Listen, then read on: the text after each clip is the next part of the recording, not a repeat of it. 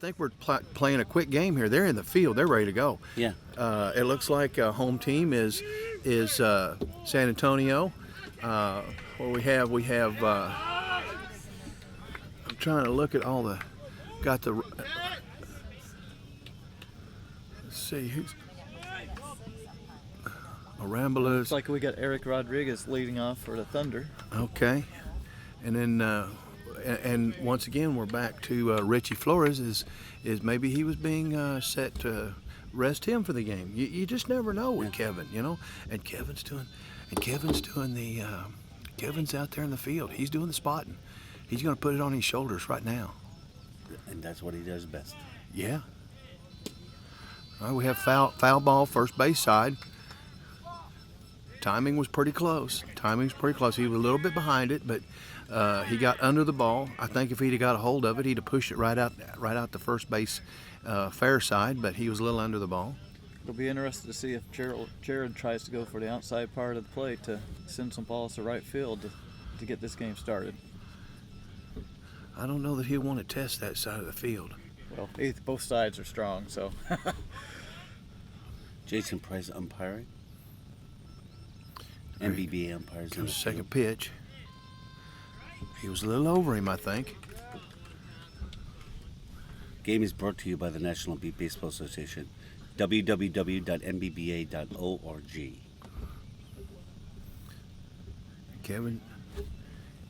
Kevin's watching. Man, he is studious of that. He was a little high again. Yep.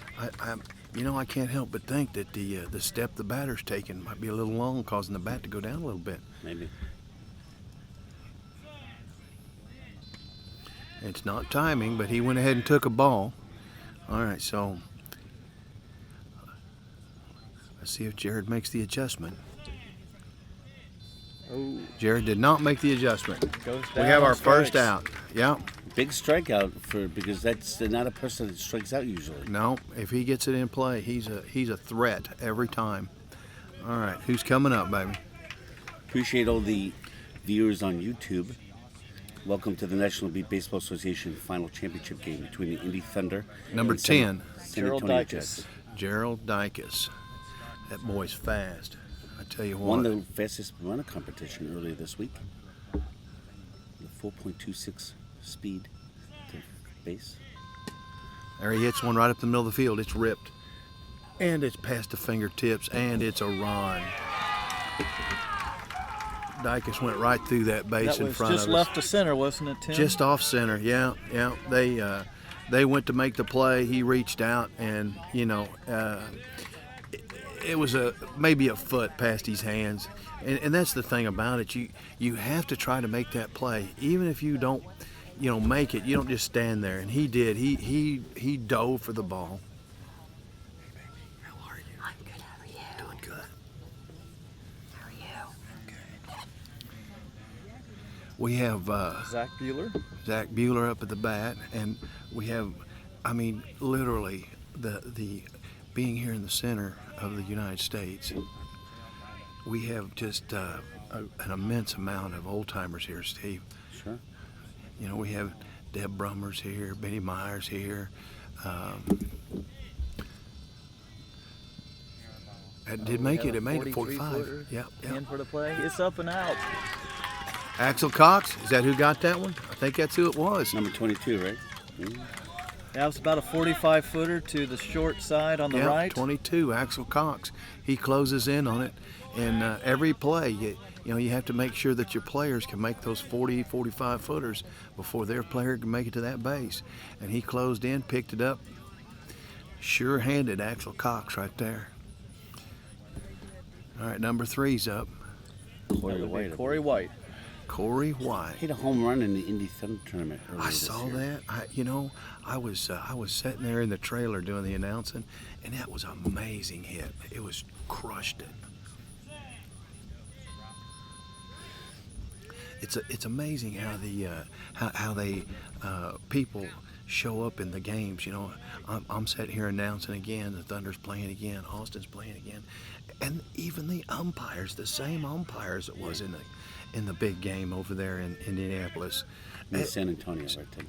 No, they played in I Indy. know you called Austin. It's okay though. Oh. I'm so sorry, guys. It's okay.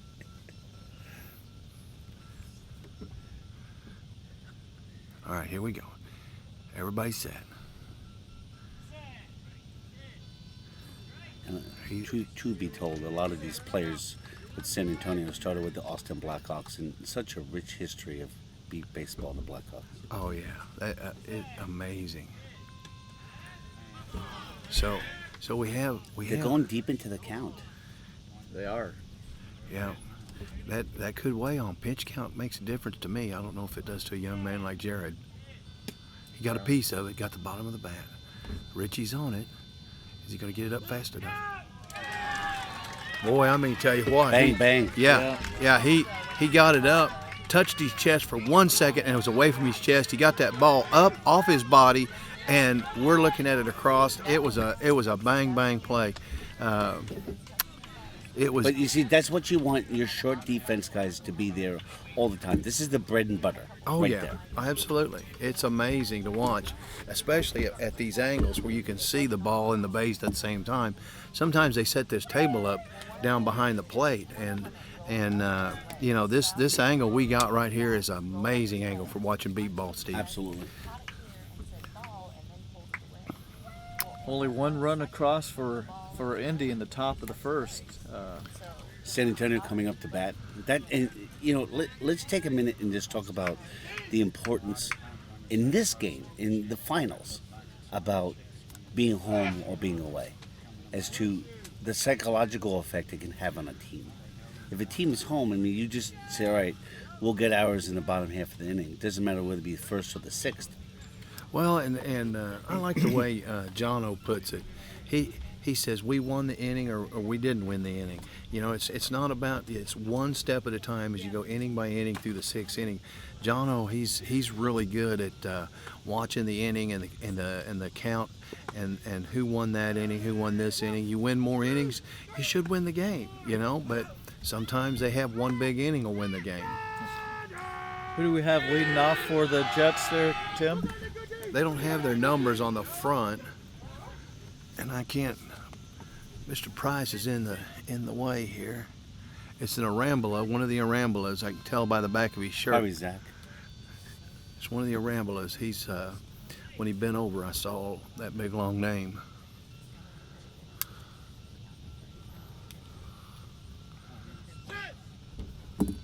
Oh, he's got it up in the air. It's in the middle of the field. It hits the ground. He's almost there. The ball was between his legs. He did not get it up in time. Yeah, Miguel didn't quite get it up fast enough. Is it Miguel playing the short right side? Short right side. Yep, sure is. He was all over the ball, and it could have went either way. And again, speed kills. Yeah. Oh yeah. You got to put the pressure on the defense. You can't let the defense have all day. No. You got to be able to. He's got to hear you running that base and know that time is short. Yep. And he's fumbling around trying to get the ball, and all of a sudden it's between his legs, and he can't get it up. All right, here comes Kevin's second batter. Yeah. All right. He leaned forward. Normally Kevin has him trained to twist around on the plate, you know, like big league hitters. That was better, and he got a piece of it too. He twisted on that back leg. He what they call squish the bug. Yeah. And he got a piece of that one. Now he's in. But when he leaned forward, that bat went down. Kevin missed it. All right, here we go. Here's third pitch. Second batter. He's set. Kevin's got the ball up.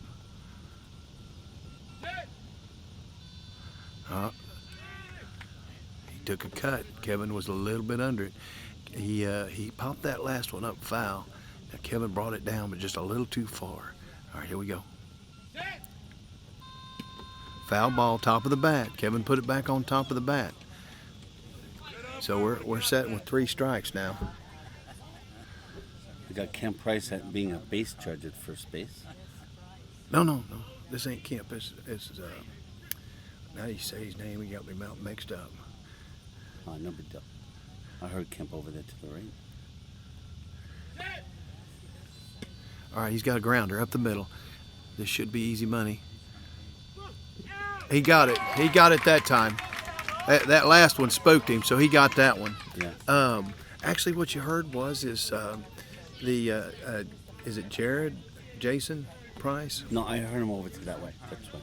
Oh, he's a line judge way out there. You're right. He is way out there on the line. It's all NBBA officials that are on the field today umpiring. We have field umpires. We have base judges who are all NBBA umpires, and we thank them for all their service, as well as all of our wonderful school keepers. Oh, this group of umpires, the Price family has 3 family members here. I'm telling you, they really support the MVBA I with believe their. it's David Crystal Smith up, possibly number 7. Yeah, it is David Smith. Okay. Long ball hitter. Yep. Supreme. A threat for hitting a home run too. I mean, just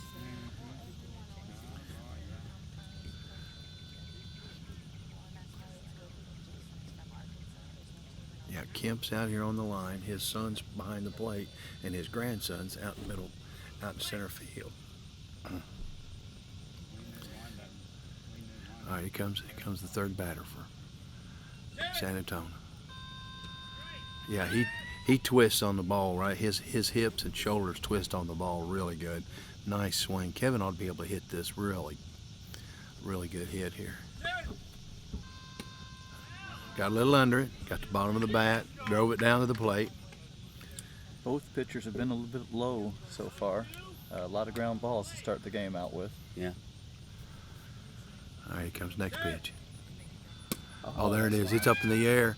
It's in the middle of the 3 zone on the third base side, and he struggles with it deep, and it stops between the second and the third level. Died right in front of Bueller in left field. And that's where you want to put those balls in those no man zones. Yeah. No man land. What you want to do is you want to stretch the defense and then start dropping them poppers in between. Absolutely. You get out there and you rip a couple and you get them stretched out, which they did that yesterday. They stretched them yesterday. Now they're going to try to start place hitting in between them zones. And Kevin's the person to do Yeah, make that absolutely. happen. You're absolutely And right. he has done it time and time again. We have Aaron up at bat now. Aaron Almanza, number 4.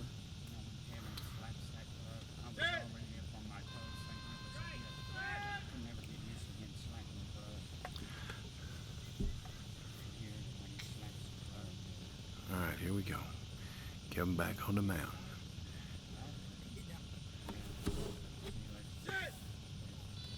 Oh, he rips one right up the middle of the field, about number 2 on the third base side. Oh, There was no chance. Well, I'm telling you, there was a chance. Yeah, Corey Corey White just went running across, sliding, and just missed his hands. I'm telling you, if he'd have got that up, it might have been an out. It was deep. He was sliding, and it just went over his arm, I believe. Yeah.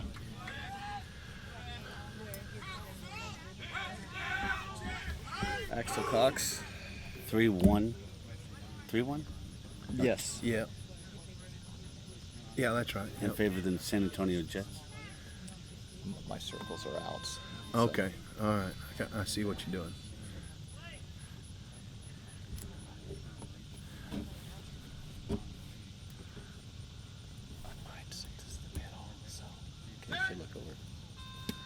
All right, he got under it, but it's a pop fly, 40, not quite 40 foot, and then spun back out foul and out. Catcher got the ball back to Kevin. Kevin's drying it off. It's still a little wet out here. You know, it hasn't rained much this morning, but it's still a little wet on the ground. Yeah. Sure, that ball's a little wet too. But it is pretty good weather conditions for the players. Yeah.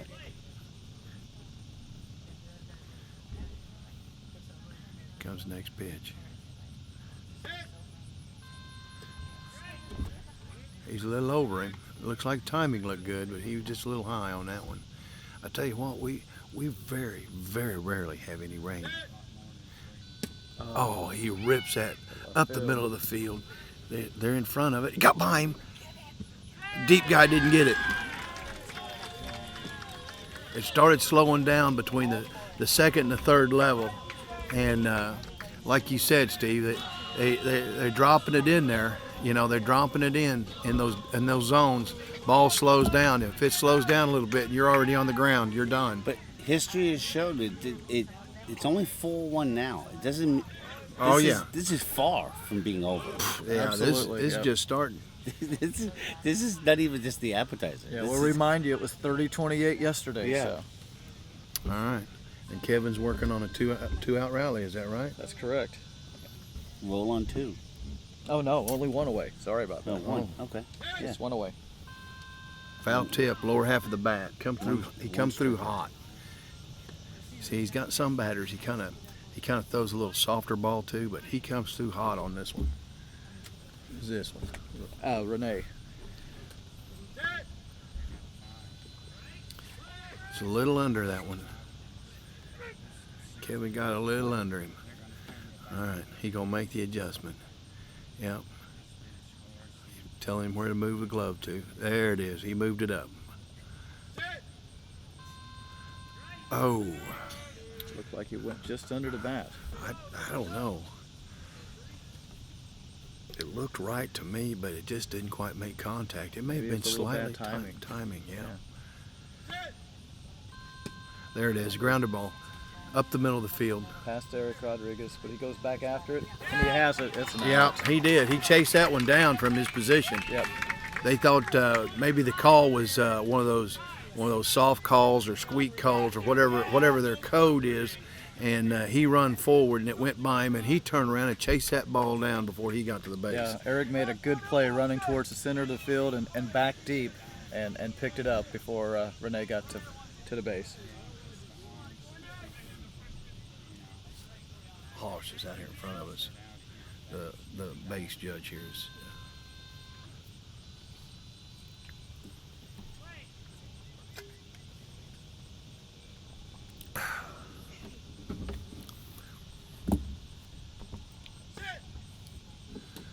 Foul ball off the bottom of the bat.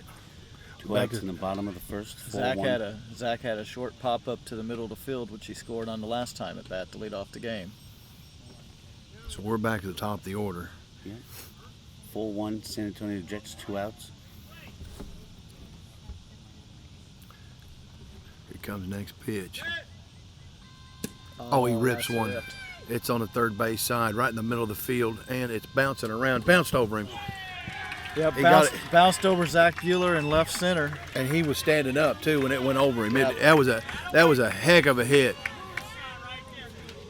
Yeah, Kevin likes that. That'll give Kevin some goosebumps right there. Yeah, a little moonshot.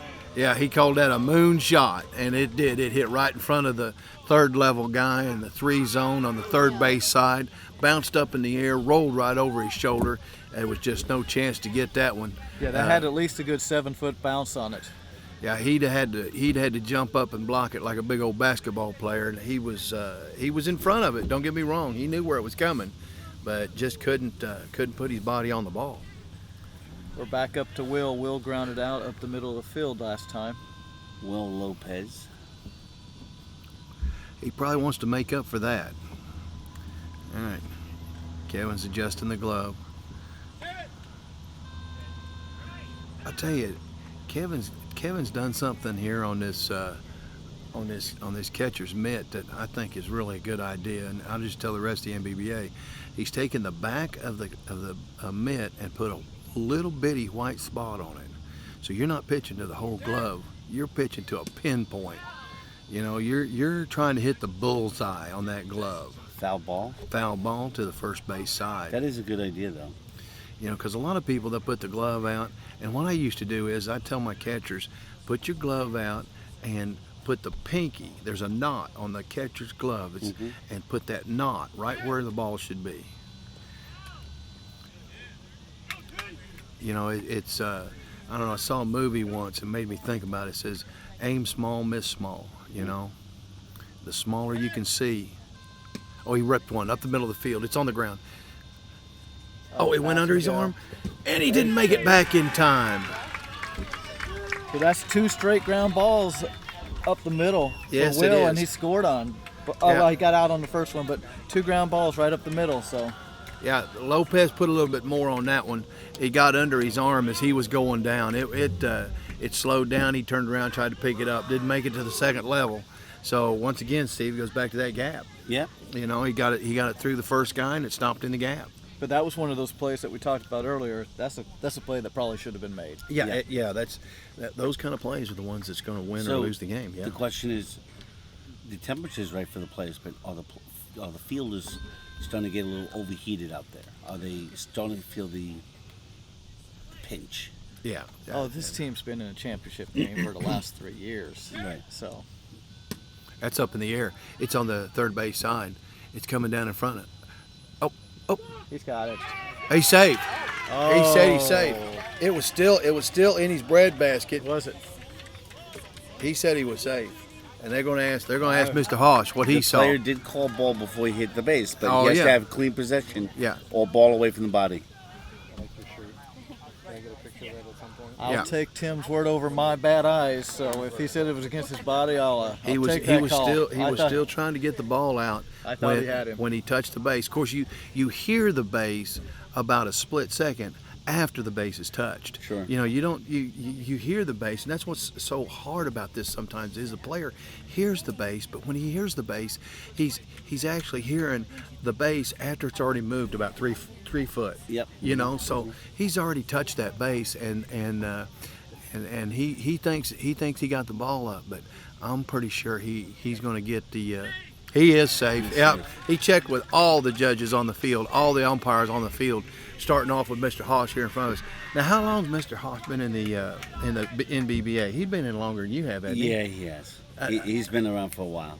I can't remember the first time I saw him. And it's probably the first year I didn't have him as a field umpire, umpire in any of our fields for the Minnesota Millers. Boy, I tell you what, he's been a standard in this game for a long time, He has. and he brings a friend of his with him, and she scorekeeps. And Yeah, Sylvia Redmond. yeah, She's scorekeeping over there probably right now today.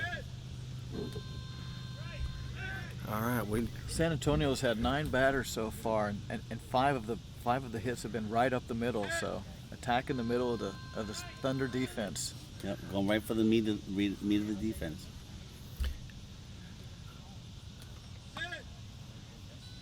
He's a little under it.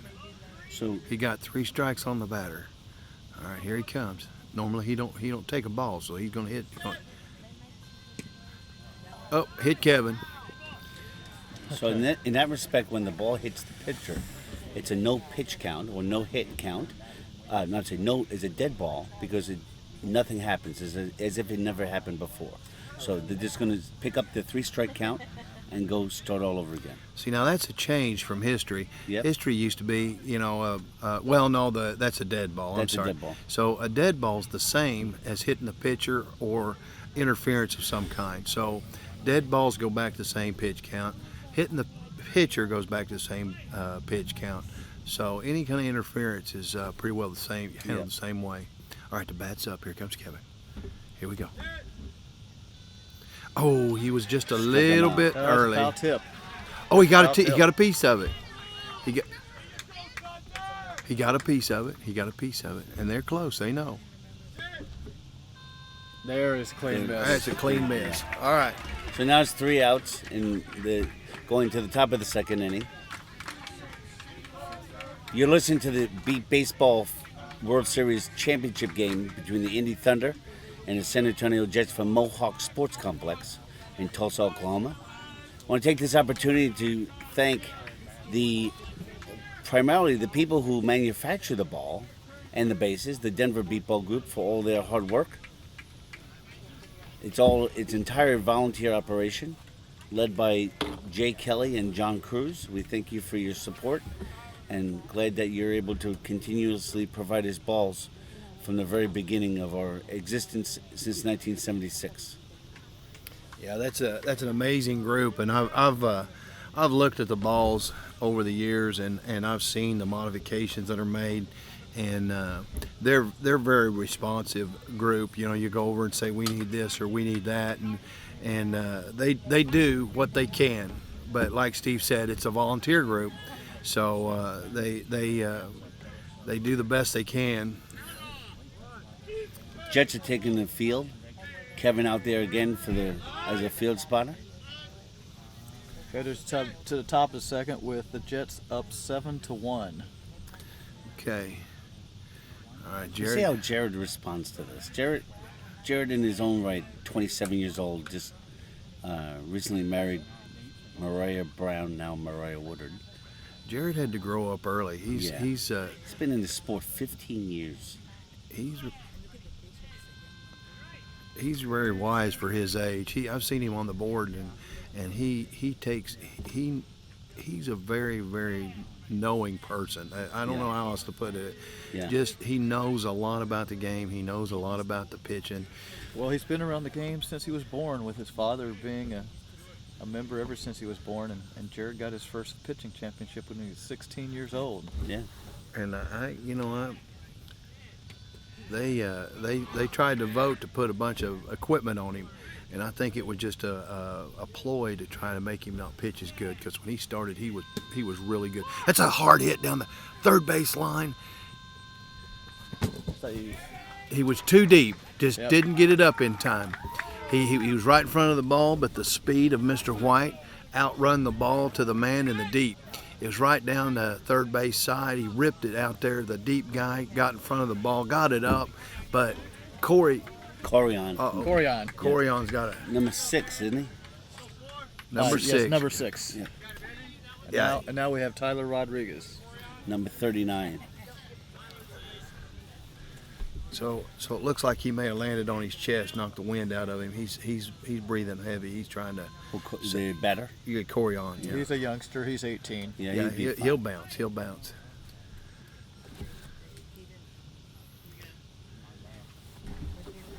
All right, here comes Jared's pitch. A little late on that one. Yeah, he drew the bat back a little Yeah, bit he certainly before did. he started forward. I like for him to lock down and just pull through. He's got the bat up. He's got a good swing. He did it again.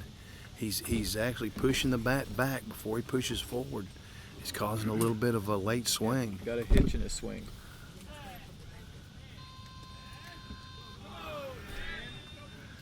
All right, he took a pass ball, so it's 2 strikes and 1 ball. See if it helped. Foul tip. He was still behind the plate when he Yeah. touched the ball. Barely caught a piece of it as it was passing him. Yeah, it was deep in the strike zone before. Absolutely. All right, here he comes. Full count.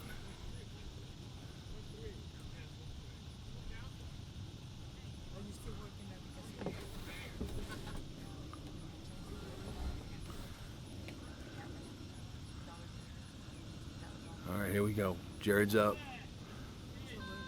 Foul ball. He got the top of the bat that time. Timing's good now. I didn't see the hitch. Did you see the hitch that time? I didn't notice. Oh, okay. I Still didn't see it. Still a little late though.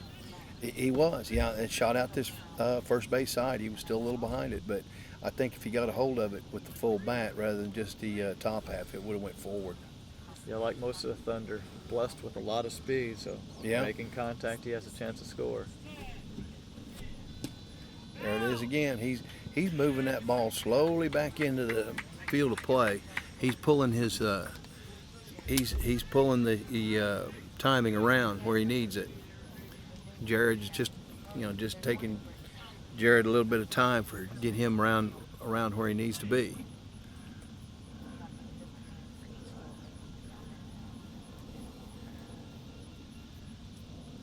All right, here we go. Jared's getting ready. He's on the mound. Ball's up. He hit it again. That was square in the middle of the timing. It was just about 40 foot and then rolled backwards. Maybe 35, but it was popped up in the air and the backspin rolled it right back to Jared. He just turned around and picked it up. One thing I've noticed on the fields this week, they do generate a lot of backspin. Yes. Once the ball hits that field, it'll grab and go. I mean, The grass is a little spongy, I'd call it. You know, if it's good, if it's has any length to it at all. yeah, this is what are they? It's a Bermuda. It's a form of Bermuda grass. Unlike some of it we've had in Colorado that was a rye, this is a Bermuda grass, and it's interlaced. It's more like a carpet, a low carpet. Short, very short. airplane overhead. Have our first airplane for today. And they're playing through. A foul ball. Now he's got the timing a little over on the other side now. He's at third. He's running it down third base side.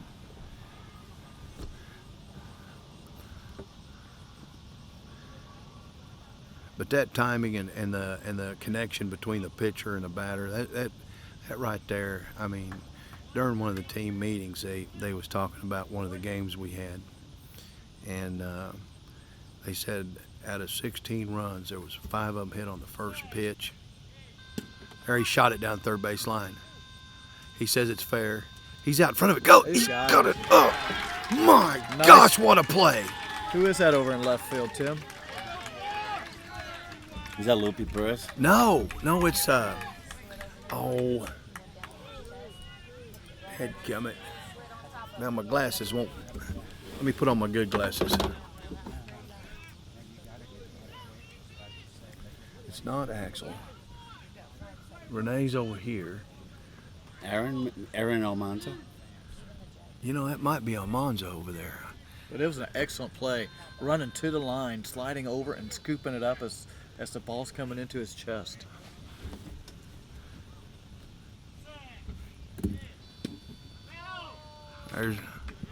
That's Eric there, isn't it?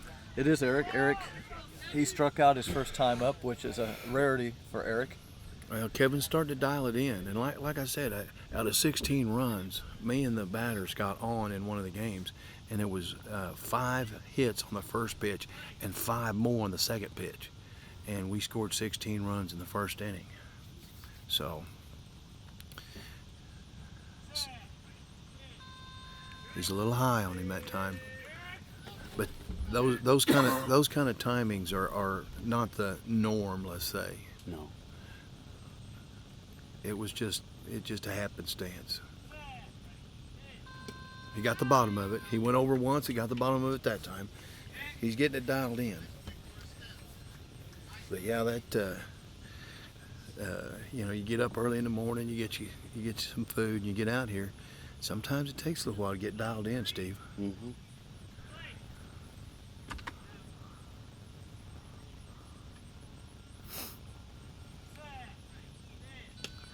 Check the timing. Timing's been pretty good, I think, but they wanted to double check it, so he throws a ball in.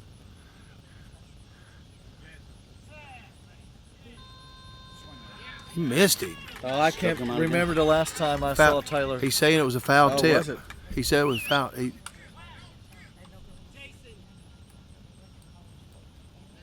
Nope, called the strikeout.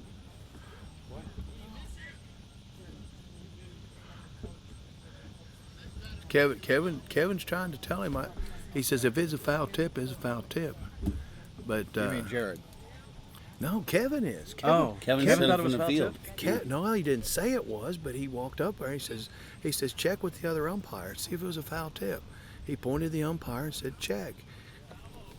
Okay, ball. so now So, they did yeah. call foul. He said check. He said check with the other umpire. Kevin says that, he wants to win this game fair and square. Yeah, he ain't gonna pull no punches. Put him back up there. If it's a foul tip, it's a foul tip. My gosh. Absolutely. And he Good said, sportsmanship right there. I think that's John over there, John Lukowski, I think. And you get in the heat of the game, and just like everybody, he checked with the other umpire, and he said it's a foul tip. They're gonna put him back at the plate, full count. That's what they're gonna do. My gosh, I tell you what, that's some sportsmanship right there. Absolutely. Championship game, and you're telling them check with another umpire, and you're the one in the field. Sure.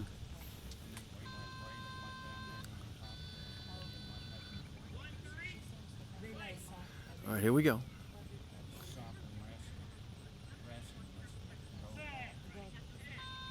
Oh, nice hit. That was hit deep to right center. Yeah. And all the defense could do was chase it. That was a really, really solid hit by Eric Rodriguez. And that's what you expect from Eric Rodriguez. Absolutely. That's what he delivers. Now these fields aren't crowned as much as a football field, but there is a There's a crown. there is a slight crown, and once you go over first base side, and it rolls over that crown. It goes all the way down into the ditch, and he hit it well over a playable distance. Now, don't get me wrong; it was well over a playable distance. Yeah. That replay of the foul tip could be a big play. Yeah. I mean, that would have made it 2 out in the top of the second with only 2 runs across for Indy. Kevin don't want a question mark on it. If he wins, he wants to win. I think Zach Bueller's up now. Nope, we're back to Gerald Zykis. Gerald Dykes, yeah. Number 10. Who had a line drive to L5 last time. All right, that ball that they were using must have got a little bit light on the beep, so they've changed out to a new ball. Jared's throwing a new ball back and forth a couple of times, get the feel of it. I always like a new ball better than one that's got a soft spot in it. Yeah. Absolutely. Now, Hard balls go further. That's not. It's not necessarily that for me. It's just a matter of the grip. I feel better with a fully rounded ball in my hand, but one that's got a flat spot or a soft spot on it, it just don't feel right when I'm pitching it. And it can move a little on your pitch. Oh, absolutely.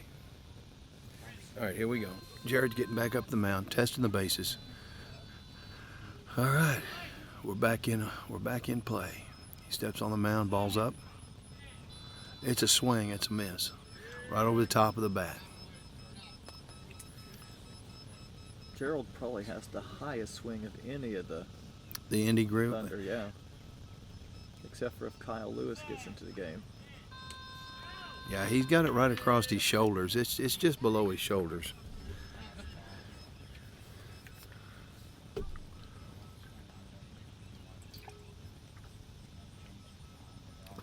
All right, here we go. He's adjusting the catcher. He let it go by.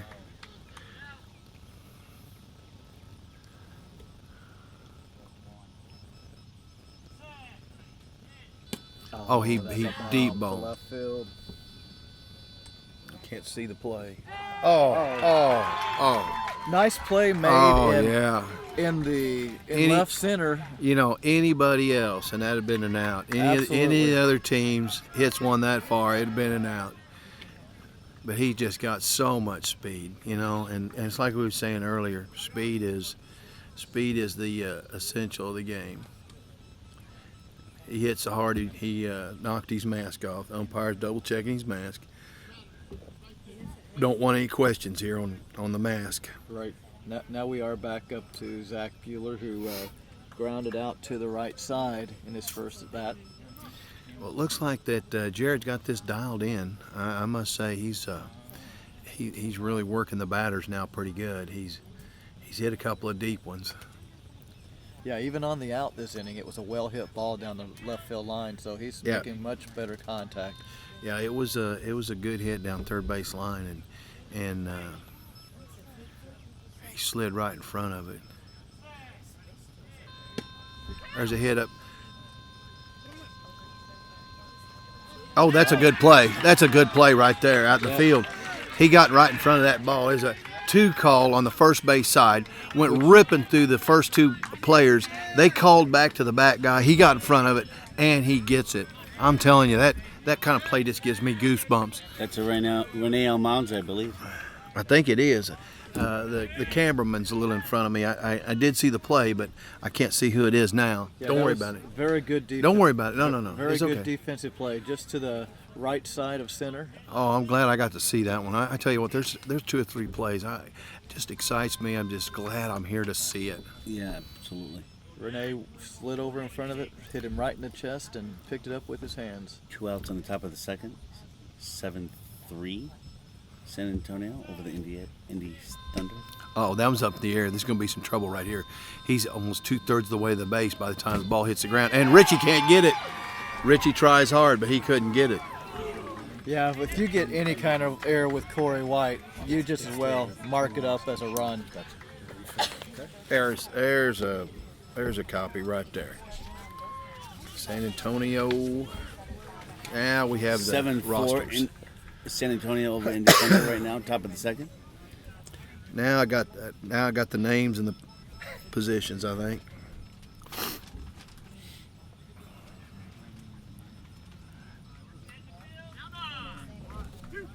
number 8. Is that right? No, this should be number 6. Number Corian. 6. Got his Corian arm up. White. Had a line drive down L1 his first time at bat.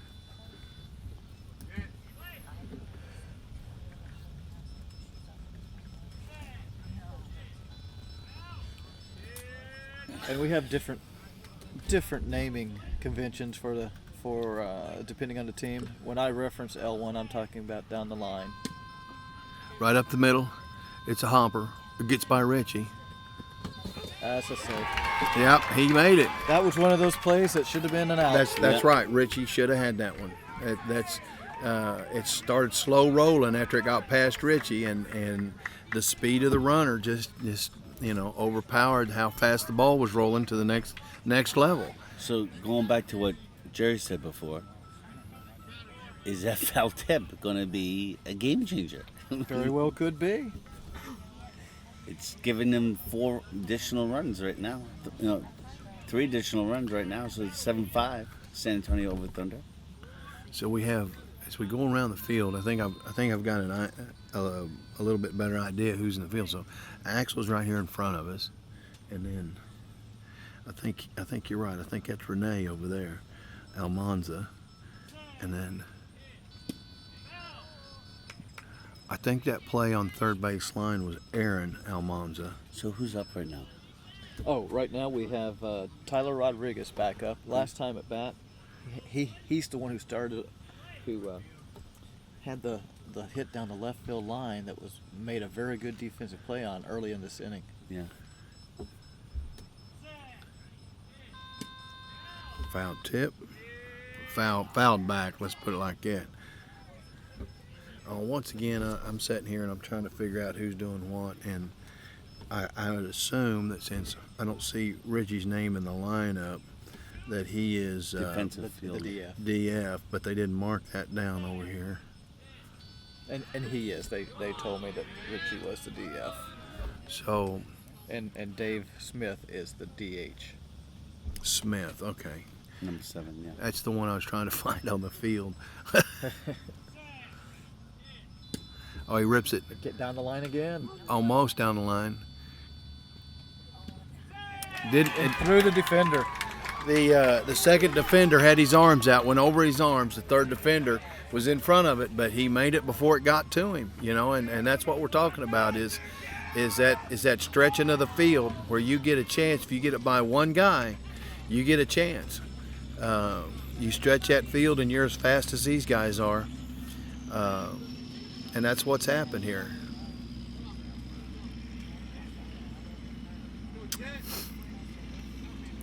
Yeah, Jared, we're back at the top of the order. Back up, Eric Rodriguez. Back to Eric Rodriguez, number 7. Had that long ball to right field last time. Yeah, after the controversial foul tip. He took a big step. He grabbed his shoulder. I wonder if he's hurting a little bit. Maybe he changed his swing.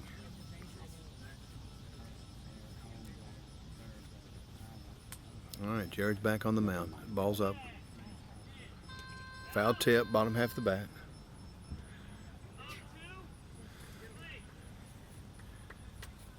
So Jared has a signature move. He puts the ball right up next to his head or a little above his head, similar to what Kevin does when he slaps his glove. He puts that ball up by his head, and you can kind of tell the catcher knows he's getting ready to throw the ball. San Antonio 7, Indy Thunder 6, top of 2nd. It's a foul ball, Eric Rodriguez. So we got a full count on the batter now. Let's see what happens. Let's see if the pressure pushes or they push back.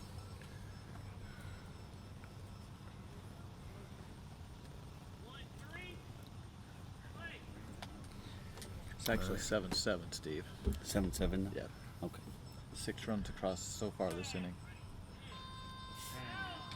He did another foul tip, just like last time. I I tell was you, paying real close attention. This is the worst between Jared and Eric that I've seen them being on. Yeah. I mean, usually it's 1 or 2 pitches and balls in play. Yeah.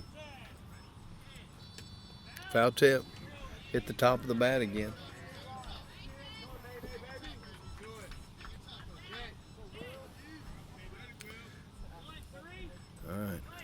Jared's on the mound. He's looking at the spot. Ball's up. Uh-oh. Grounder to the left side. He's out. That's a good play by Richie Richie. right there. You don't put it in front of Richie. I'll tell you that right now. You might be able to slide it by him on the sides, but you don't put that ball in front of Richie. Richie's he's a stop ball getter. He can get up there and get that ball up fast as anybody I've ever seen. And that's 3 outs. That's 3 away. That's 3 away. We're changing sides. I mean, it's just I don't know how to put it. It's just like a symphony sometimes when the ball goes out and somebody comes up and picks it up like that. It just amazes me how straight to the ball he goes. So, knotted up at 7. Yep. Going into the bottom of the second. I want to take this opportunity to thank Ira Vision for providing a field around the Renaissance Hotel for allowing new and existing Ira members to get visual assistance from a live agent to find out where they are and what's going on around the hotel that can be seen by using the Ira app or the Ira glasses. So thank you, Ira, for that generous donation and contribution to our members. So you can visit Ira at www.aira.io.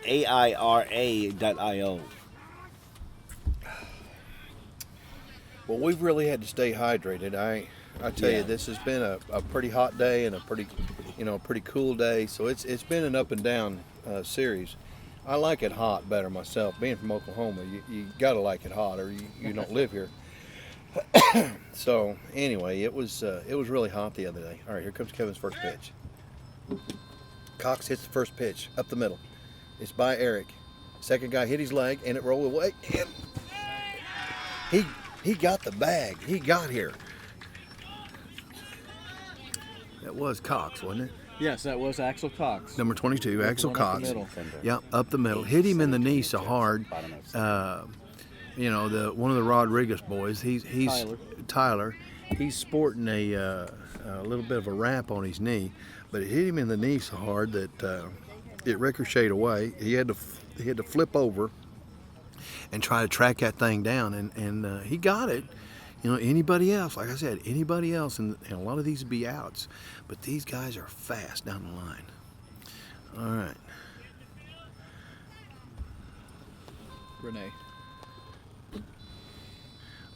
Renee Arambola, number 11. All right, he's up. Kevin's up. He's a little under him. He's got a good swing. All right, bats up. Kevin. Oh, he was way early that time. The bat was clear around his shoulder before the ball got to the plate.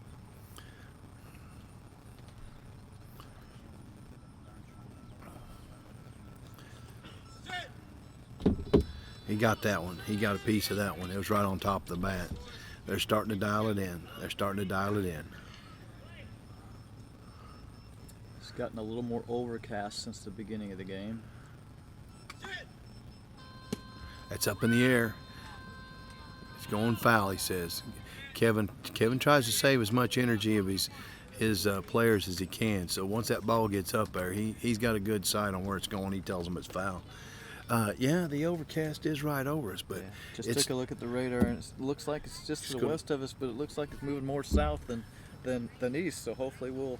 Yeah, it's starting to clear in the background. You can see the thinning of the clouds over there. So we might end up getting a little hot right here, guys.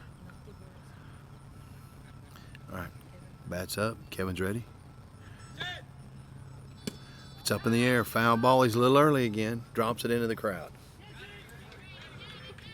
Nice play by a spectator on the left field line.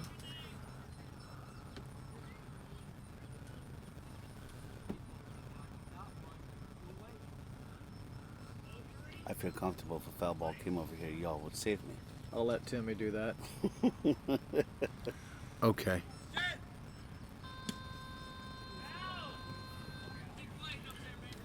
If it comes off that bat and gets to you, Steve, it's got to go through a cameraman first. Yeah. So, And I think in that instance, Graham moves fast. Yeah, Graham's gonna protect that camera. Mm-hmm. Twinkle Toes Grand Athena.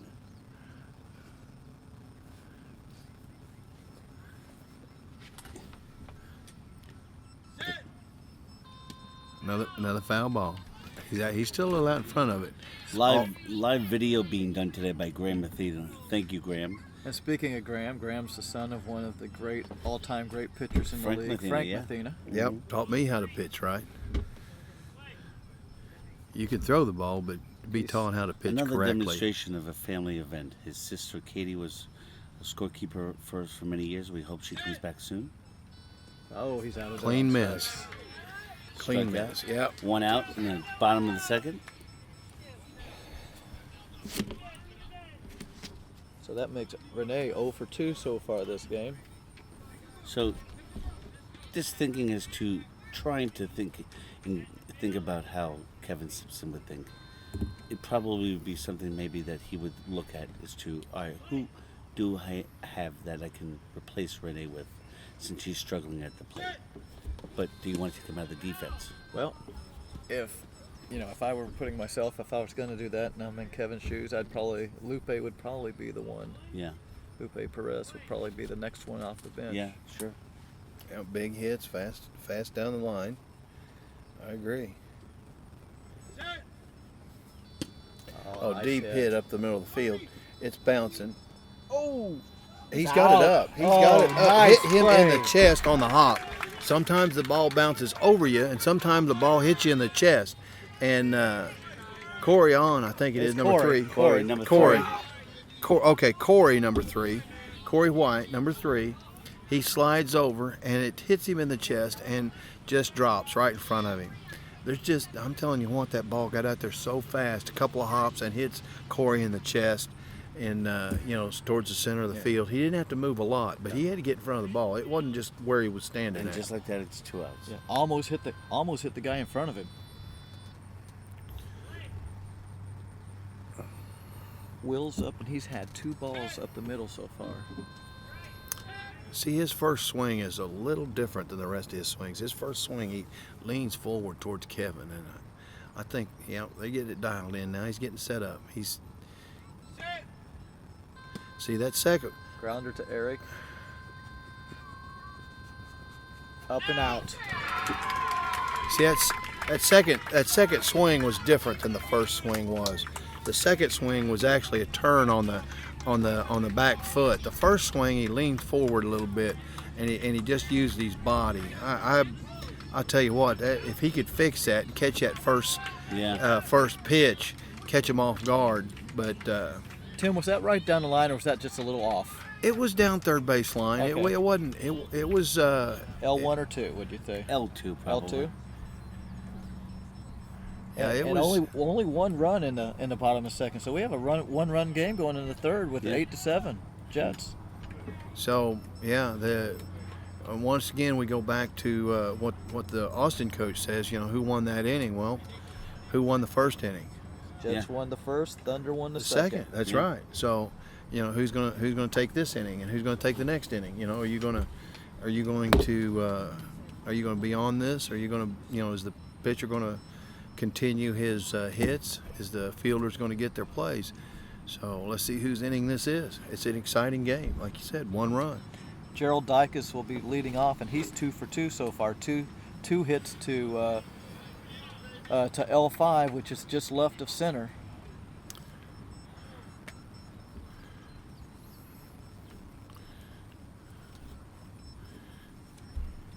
Kevin's warming up. You mean Jared? Jared's warming up. When you getting look, old, well, when you look at Jared and Kevin, I mean, this is the 44th championship game, and between these two pitchers, they have 13 of the previous 43 championships, and that doesn't count the numerous other times they've been in finals. Oh yeah.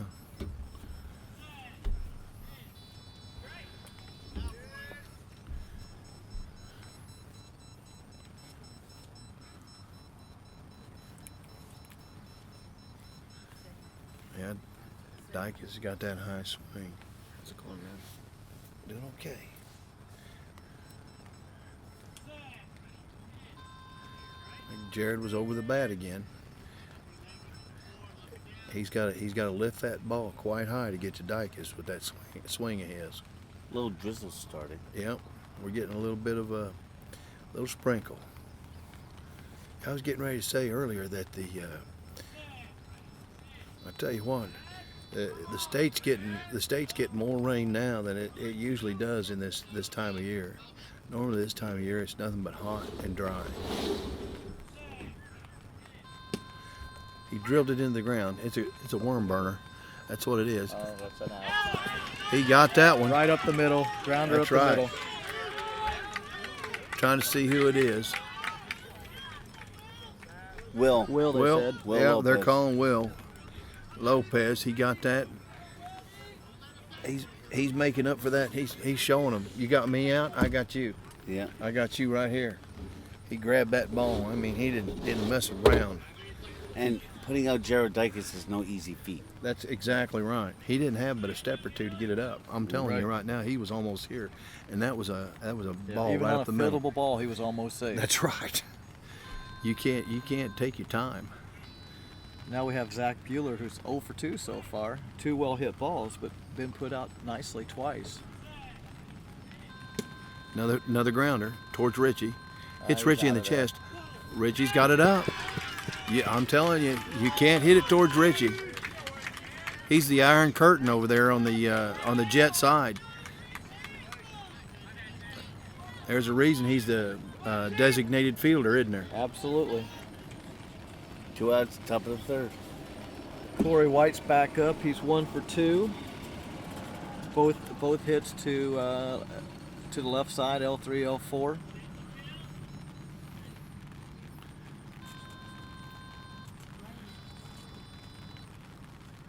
A grounder which he was fielded out on, and a short pop-up which he was safe. Just over the bat. Timing looked real good.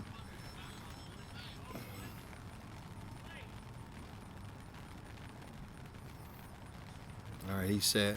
Jared's got the ball up by his head. Here we go. Another cut. It was under. So now if he splits the difference between them two pitches, that ball will go. You know, we're getting some drizzle now, and all three of us were out on the field this week, and I must say this ground is very good with wet fields. It absorbs the water well, and Yep. it's not a slippery surface. No. So The only place where I saw there was issues was traction at home plate. absolutely. Yep. And that will also go for the pitcher's mound, because those are the 2 most frequently used spots right there. Oh, it's up in the High air. He did pop-up. split that difference. It's behind Richie. It dropped in the middle. Nope. Once it hit, Yeah. they had Eight all two steps to get that ball. When that ball finally hit the ground, Jared got it on top of that bat, and it was a ton right over Richie's head. He backed up, and it still got over him and dropped right in that dead area, Steve, where you was talking about Yeah. before. That once you stretch the field like that, pop-ups drop in, and now you got to find the ball. And he had 2 steps on that pop-up. That's all he had. Yeah, he was almost to the bag when that ball hit the ground. It's just crazy how fast these guys are. Now we have his younger brother up, Corey, on who's 2 for 2 in the game.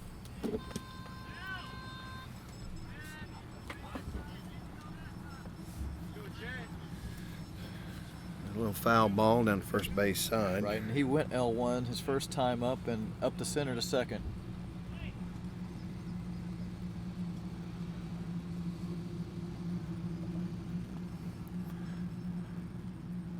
All right. Somebody that knows me has to announce more balls and strikes so we know where we're at in the game. So what we got here? 2 strikes or 3? Yep, that 2 foul balls, so we should have an 0-2 count. Okay. And we appreciate the coaching because we're just excited to be here.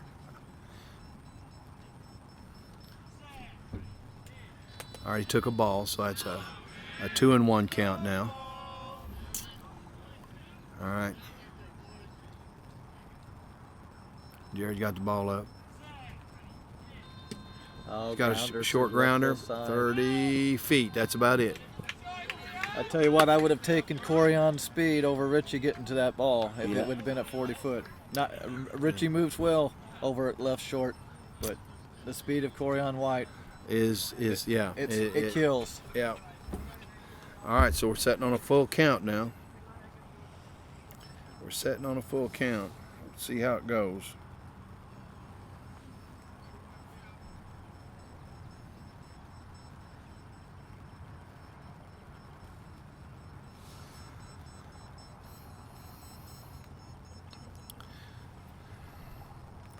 You know, you're talking about the pitcher's mound being slippery, Steve.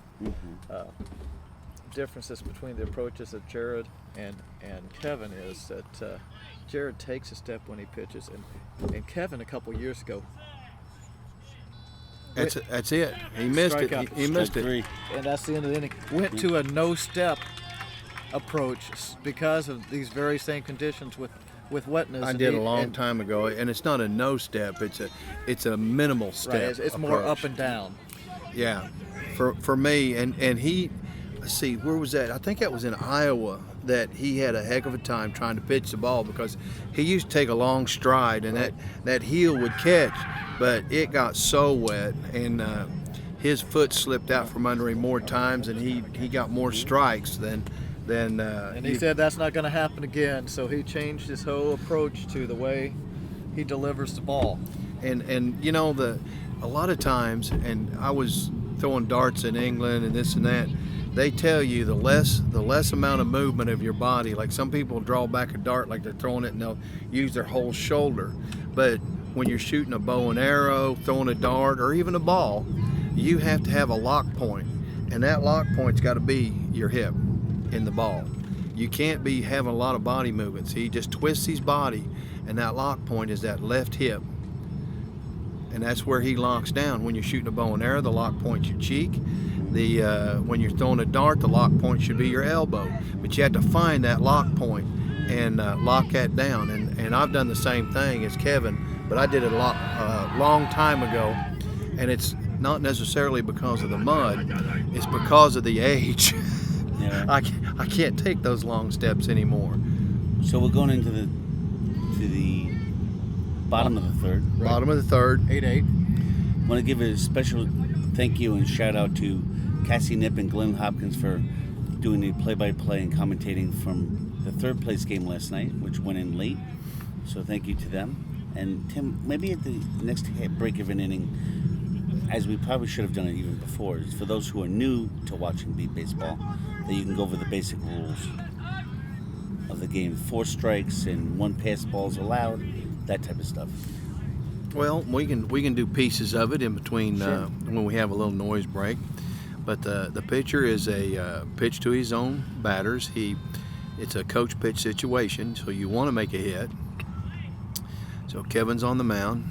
Who we got at bat, Jerry? David Smith, he's 2 for 2, 1 deep ball to left and 1. He's around early.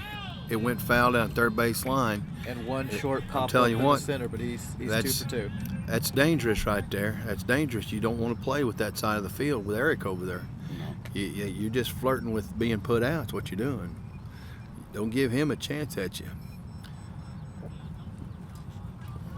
But once the ball's hit, they have some spotters in the field that make a call. You can call it a call or a play, but it makes a thought process of where everybody needs to move to, and then they move to the area that they've trained to be moved to and try to make a play on the ball. The spotters for Indy are Lisa Gilchrist, which is the mother of Eric and Tyler Rodriguez, and Mariah Woodard Brown, which is the wife of Jared and the daughter of Eddie Brown. Eddie Brown, a player on the Thunder. All right, here comes the is it third pitch? Yep. 0-3 count. 0-3 count. He's fouled 1 down the third base line and 2 over the top of the bat. They're trying to get that ball up in the air. You can tell by the foul balls what the intentions are. Another foul ball off top of the bat. You can tell what Kevin's trying to do. Longer the hang time, the more time it is for the batter to get to the base. Easier, I should say.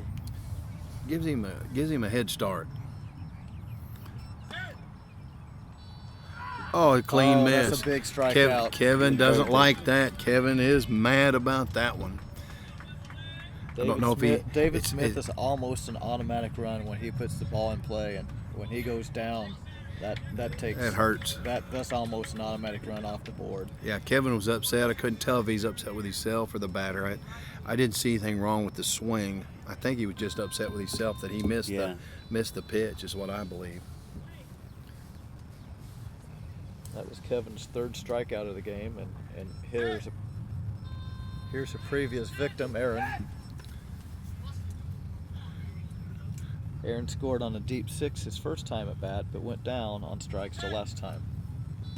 That's 2 strikes on Aaron Almanza. Kevin's hitting the top of the bat, I'll tell you that.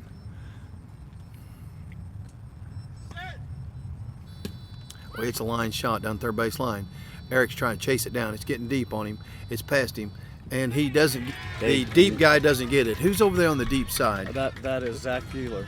Zach Buehler, and it got past both of the Rodriguez brothers. Well, no, Rodriguez and Buehler. Did Tyler go all the way across? Tyler tried to chase it down too, and it got past Eric, and Tyler was clear over there on the sideline in case. Well, you know what screws me up on that is if you look at Zach and you look at Tyler, they're each wearing one pink sock. Oh. And I saw the pink sock and I thought it was Zach. So, but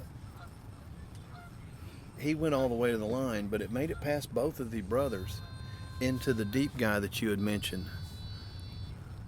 He was the only one with a play on it.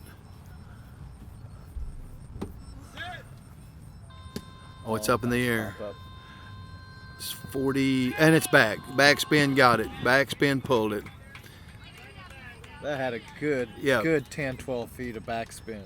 Yeah, both the Rodriguez's went over there to the line, and it got by both of them. The only person who really had a play on it was Buehler, but by the time it got to him, he'd already touched the base. Absolutely. You know, that's way back there. You know, Axel's up, and Axel's 2 for 2 so far. A deep one to left field and a line drive up center. Now Axel is he's one of those players that's got a lot of experience in the game. He's been around the game. He knows the game. He's won championships. Mm-hmm. Kevin's on the mound. We got a strike on the batter. Got another foul tip. I think that's 2, right? Yeah, 0-2 count. Otherwise known as 20. Yep. That's the way they call it. All right, he's got another top of the bat hit. Count is 30.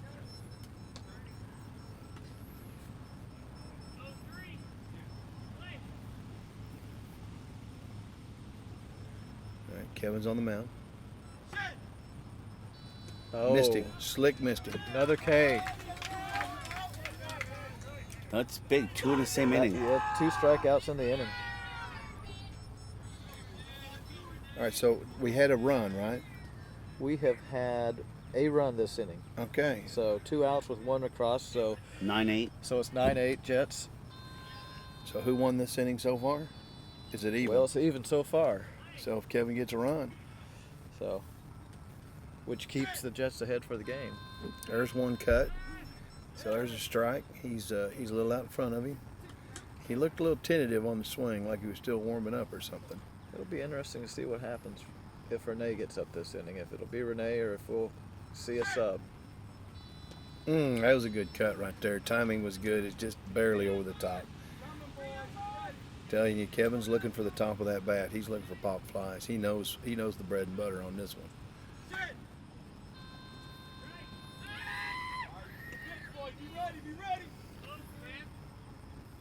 Gosh, I hope the guys aren't swinging different. That'd be hard on Kevin to try to find a different swing. Oh, he strikes out the side. He did. He got down low on him that that time. that was Renee. I'm sorry. I thought that was. I misread my score sheet. So Renee's gone down all 3 times. Two on Ks.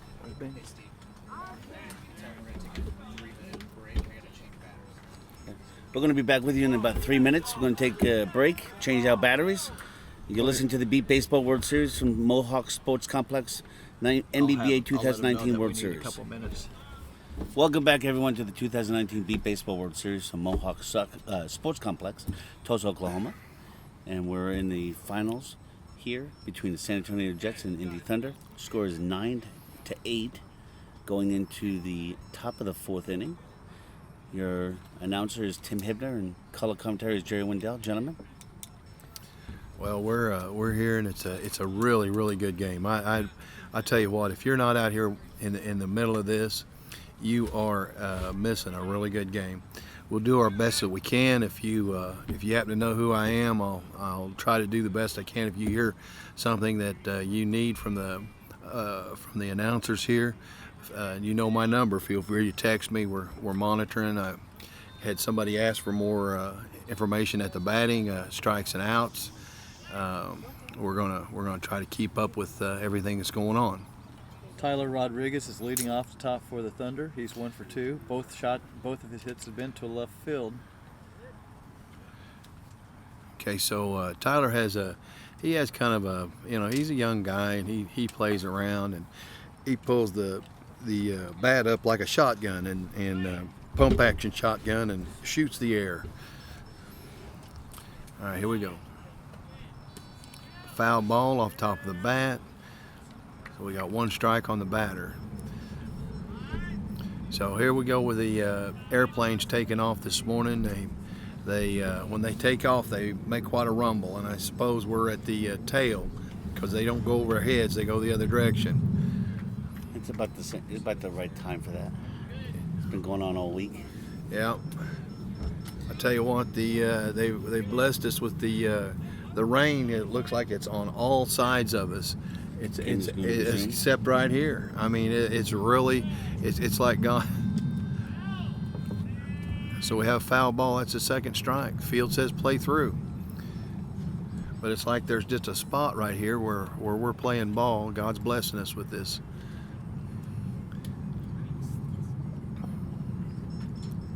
All right. We got 20 on the batter. Kevin steps up. Ball's up by his head. Oh, he crushes one on the first base side. Oh, nice ball. Nice catch. He got in front of that ball. I couldn't see it till the very end of it. I had to lean way back to get around. The umpire was watching too. So we got an out in the field. Line drive just to the right of center. 1 hopped. And who was that, Tim? Was that Will? Probably, yes. I think so. He made a good play before, too. Yeah, I think that was Will, but that was an excellent play off a line drive, one hop into his chest, and he picked it up. Will Lopez.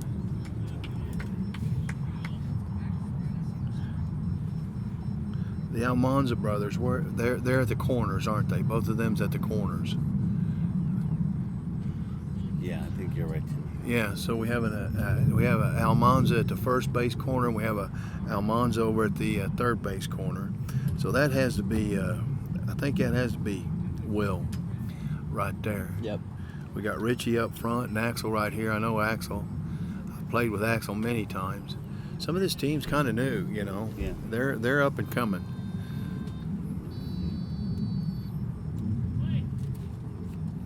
Yeah, for most of this team, and Steve, correct me if I'm wrong, but for most of them, this is the Line first drive up the championship middle. they competed for. Richie's got that. Boy, I'm telling you nice what, play. shut him down before the box. He barely got out of the box, and that ball hit Richie right in the belly. 2 outs, and just top of the stomped 4th. it dead. What were you saying, Jerry, before? I was saying for most of these San Antonio players, this is the first championship they competed for. Yes, it is. And I think they came into the league starting in 2016, 17. Yeah, that's correct. And when Kevin went to he actually lives in San Antonio. So when he made a team in San Antonio, Austin lost their pitcher. Yeah. Foul tip. This is Gerald Dykes, 2 for 3. Of course, somebody loses a pitcher. If I'm not on a team, they place the call, and I said, sure. There you go. Plus for you. Another foul ball. We got 20 on the batter. A little bit late on that swing. Yeah, it's different to step into a already established team and start playing ball. Sure.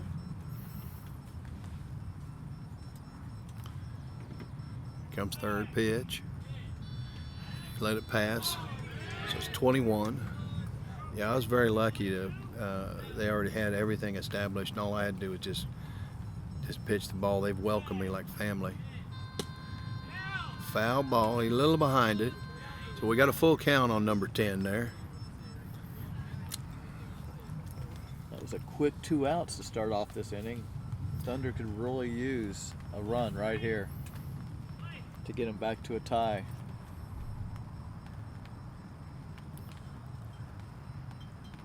All right, Jared's on the mound, full count. Oh, he's gone. Clean miss. He got out in front of that ball. They are heading in. These guys are going in to get them bats stirred up. You know, if you would have asked me in the beginning of this game if the fourth inning would be 9-8, you know, defense is what's keeping this score in a reasonable range. Oh, you're right. You're absolutely right, Steve. You know Now, look at putting Richie in. So, was it strategically? Was it a smart move for Kevin to do that? At this point, it appears that maybe it was. You know, Richie has he's gotten what I call every ball he should have got. Yep. Absolutely. You know, there's not Except been- for that one that was up the middle, or towards the middle, I should say. Right. But, Yeah. but he couldn't have got to that. Sometimes he That could. was probably more of Will's ball than it was You know, Richie's. if it gets by Richie and he doesn't have a chance to touch the ball, then you got to say, well, it wasn't meant to be, so to speak. But he hasn't missed anything he's supposed to get. I'll tell you that right now. So we're here. The Jets just did a little rally, circle up, and the Thunder's taking the field. That was our first half inning of the game without a score. Yeah. Wow. So they Threw a donut up on the board. yeah, well, we're healthier over at Austin. We call it a bagel, but Well, okay.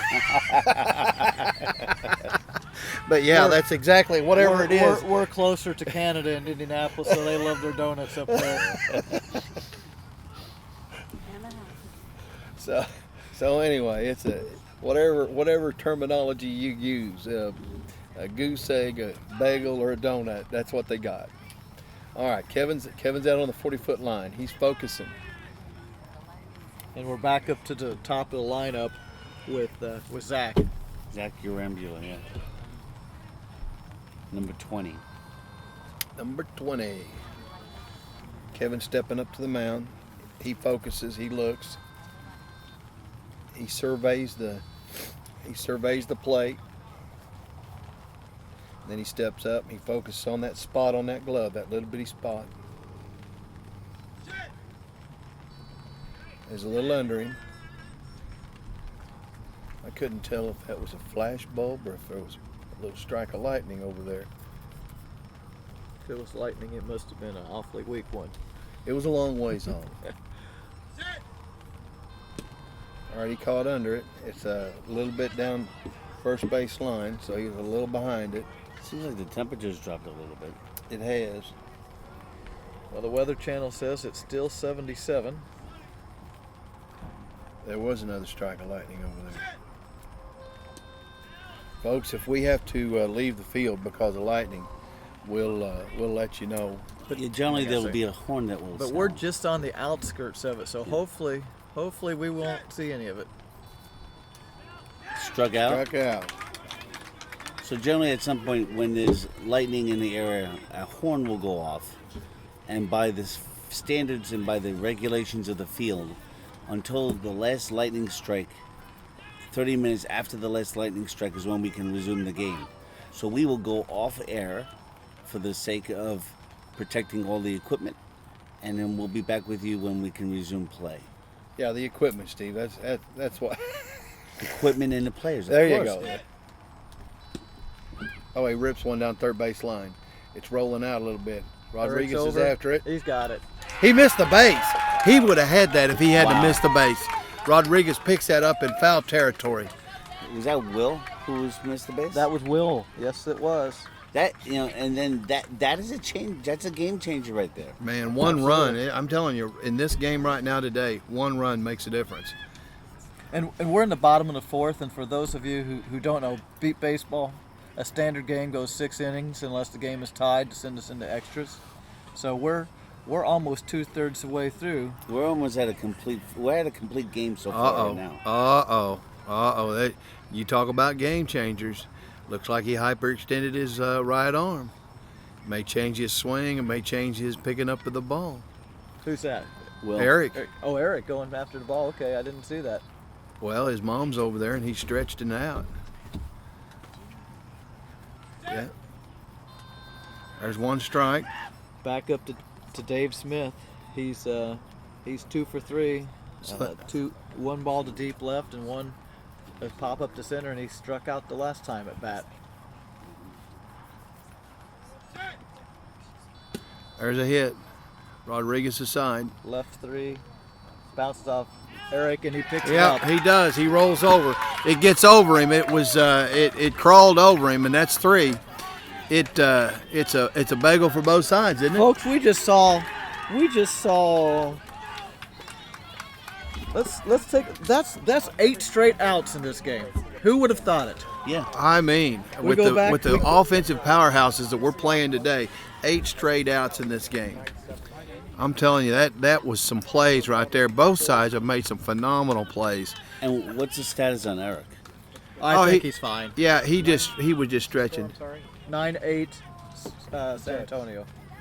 And 3 up, 3 down, both sides. Yeah, Amazing. yeah, it was. So now the Thunder's over there huddled up, trying to get some energy. Yep.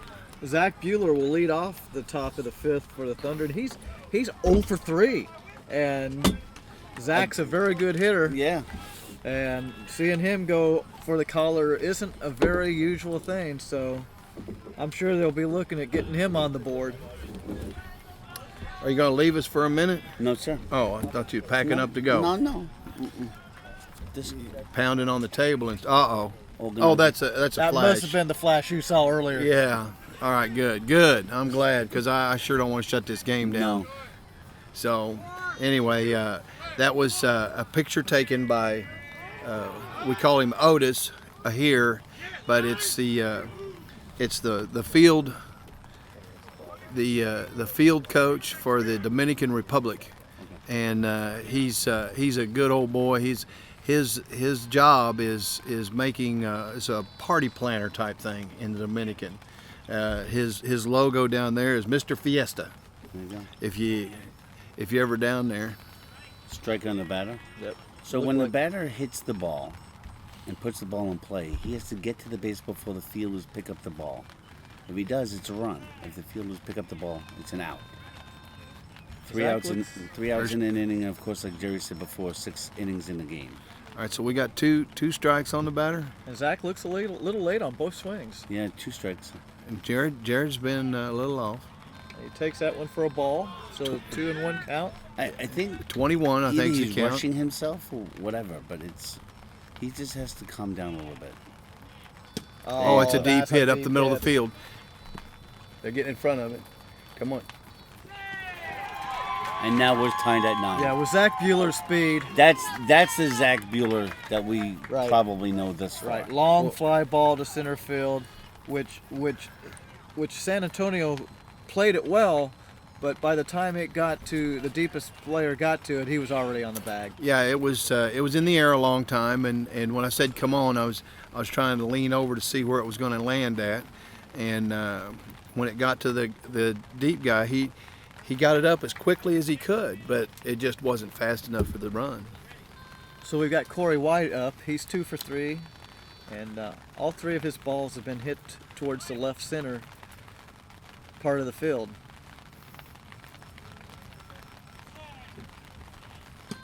All right, we got a grounder. Right to Richie. Let's see what Richie plays it. Off his body, and he's safe. Bounced off Richie's chest. Oh, my About 3 gosh. feet away, and Corey White, with his speed, beat it out before Richie could pick the ball back up.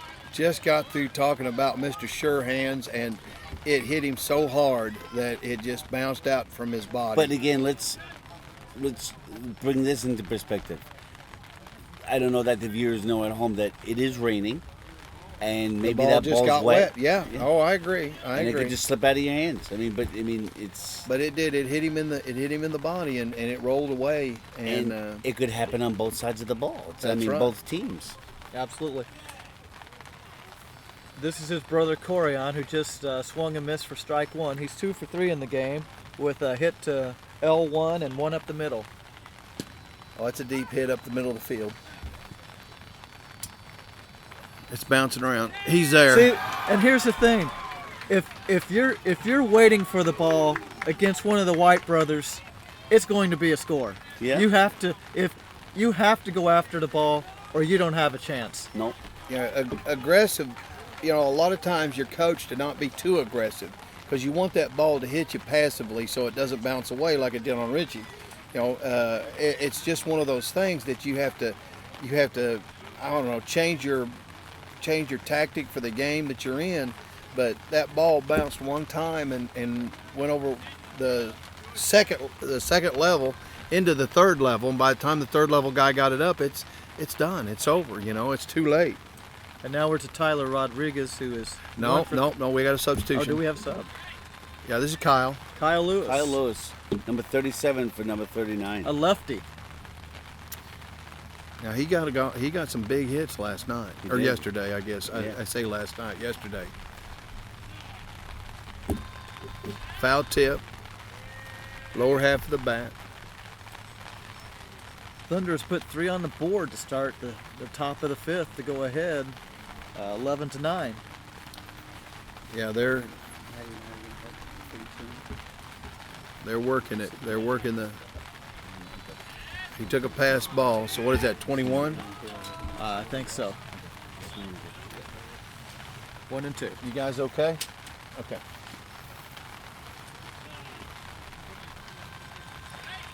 All right, we got a full count, I think, right now. He just throwed it over the top of the bat. Kyle was there, but the ball wasn't. Once again, we maybe talk about wet balls, and that's Got a piece of it. it's foul ball. Okay, foul tip. All right. Jared gets one more time. It's a full count on the batter. Here goes. Kyle's up. Ball's up. Foul ball. Not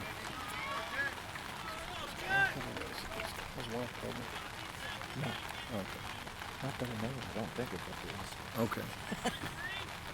3-0-3 count. No, I think he took a pass ball. I think it's 31. It's 31. He was he's out in down front on of it. strikes. Oh my gosh. After all that, he jumped out in front of that ball. I mean, I saw the end of the bat and the ball went through the strike zone. So that's 1 out, correct? Yeah. Right back to the top of the lineup with Eric Rodriguez, who's 2 for 4, So we're 12 or 11-9 right now. 11-9. All right, we're going to have to slide this table back a little bit, Jerry. Your Yeah. stuff's getting wet, so we'll take it towards Steve. All right, I got the microphone. Go. That ought to do it. Yep. I'm moving. I got you. So, We had Jerry out on the corner. so if Indy Thunder wins this game, they're the champions. It's up in the air. It's in the middle of the field. He's out. Oh, Axel Cox with a great play. That was amazing. That was way up in the air. When it bounced up, he leaned out over the ball and captured it and just kind of collapsed on the ball. That was amazing. Used his whole body like a glove and just kept the ball underneath of him and then got it up for the out. That was absolutely amazing. 49 feet out maybe. He come closing in on the ball, and then when it hit the ground, he just leaned over it and it hit him in the chest and stomach area, and he just collapsed on that ball. That was a heck of a play. 2 outs in the top of the 5th. And Gerald Dykes is up. He's 2 for 4.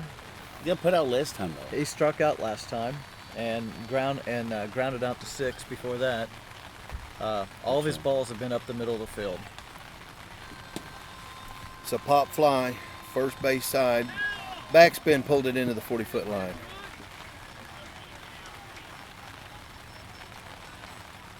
Yeah, Gerald has peppered the L5, 6 area every time he's put the bat on the ball.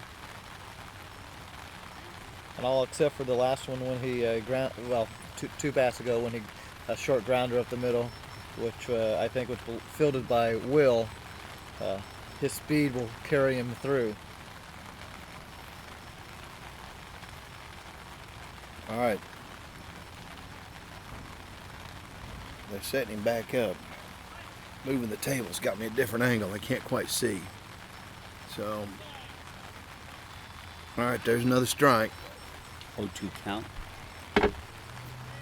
Jared was a little high on that delivery.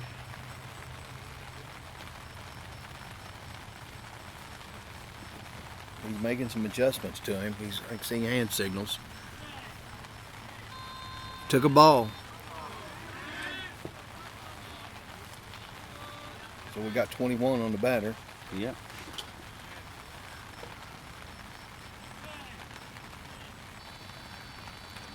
Swung right through that. Yeah, right through it. Went it.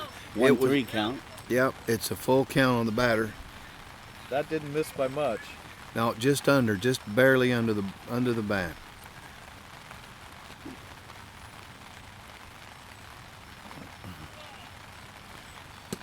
It's on the ground.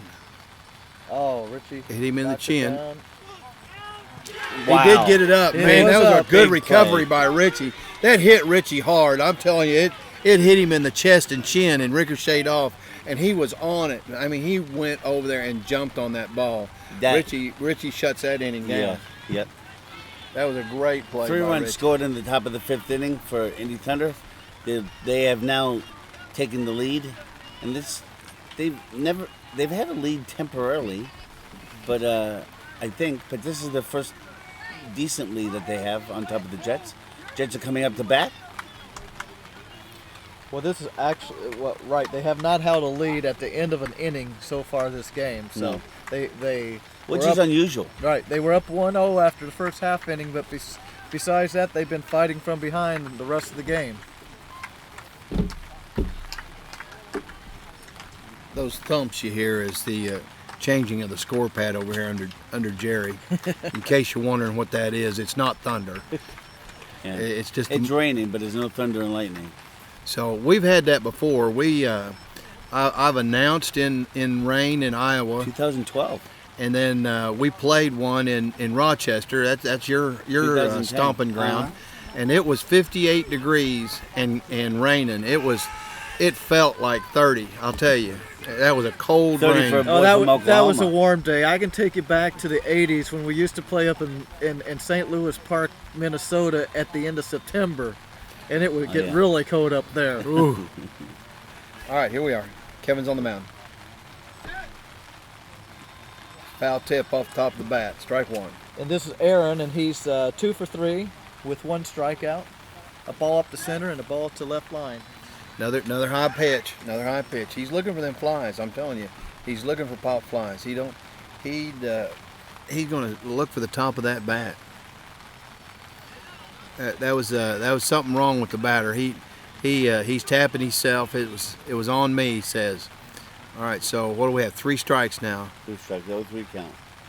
Here comes the focus. Oh, he's down Missed on it. strikes. He missed it. Kevin doesn't seem to be worried though. He's going out to the 40-foot line to resurvey.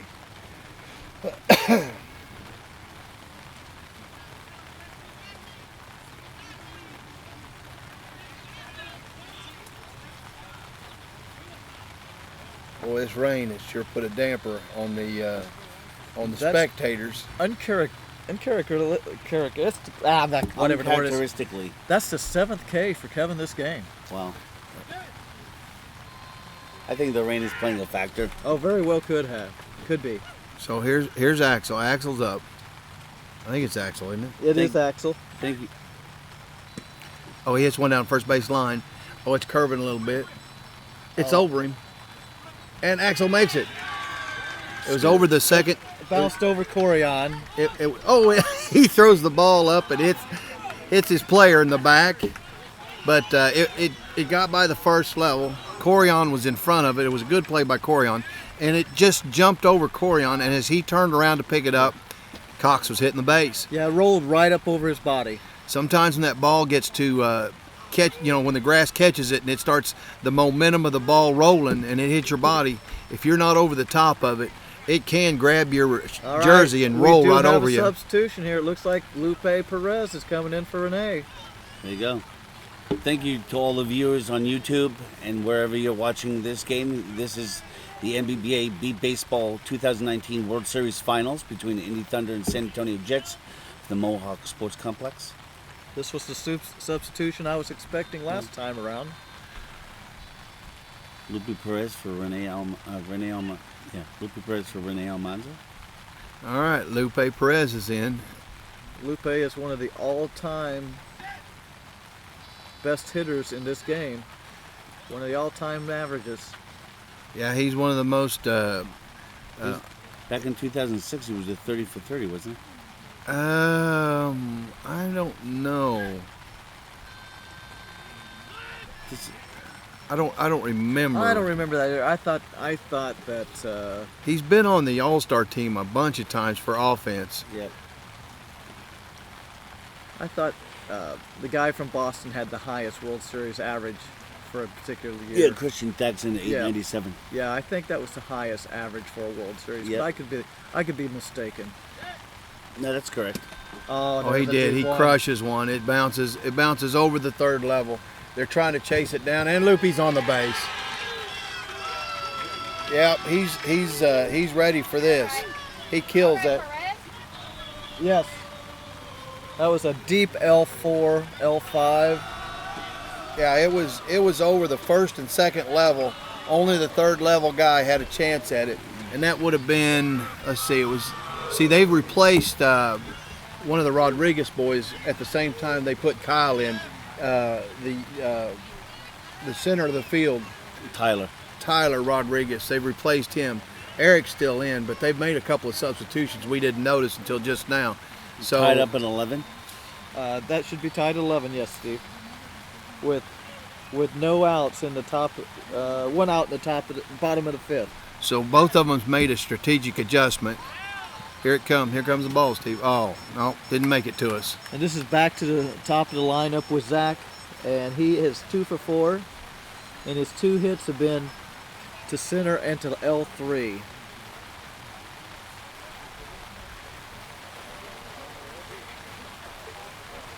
Rain's coming down pretty hard now. Yeah, we're being joined. I'll get him. So we're being joined over here under the tent. All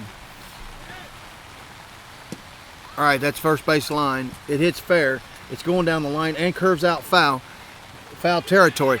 Now we have a base set 10 foot off of the line, and the actual foul corner, as if it was the base on a baseball, is the foul line and where the base sets, where those intersect.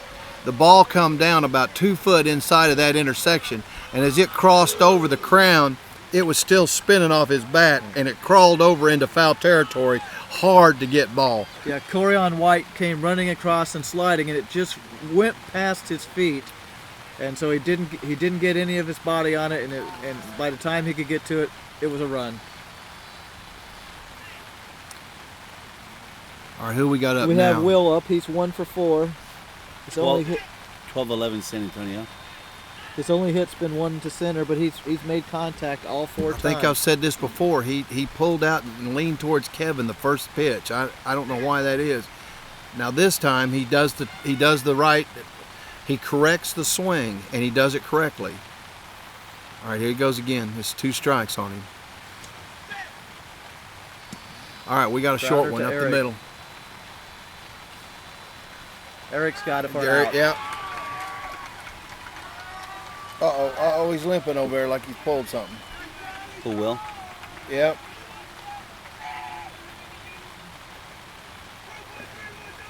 I can't tell if he's just a little bit cramped up or if it's something worse. He seems to be working out, but right after he passed that base, he jumped up and he started pulling a leg up in the air a little bit.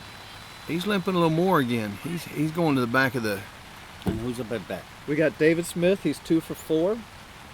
He's stretching. There is something wrong. And David is a left field hitter. A swing and a miss.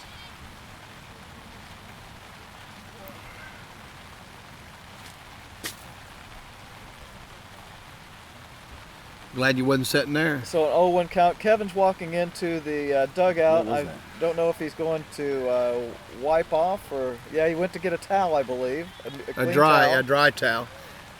That splashing sound you heard was the tent relieving the tension of the extra water on top of it. Gotcha.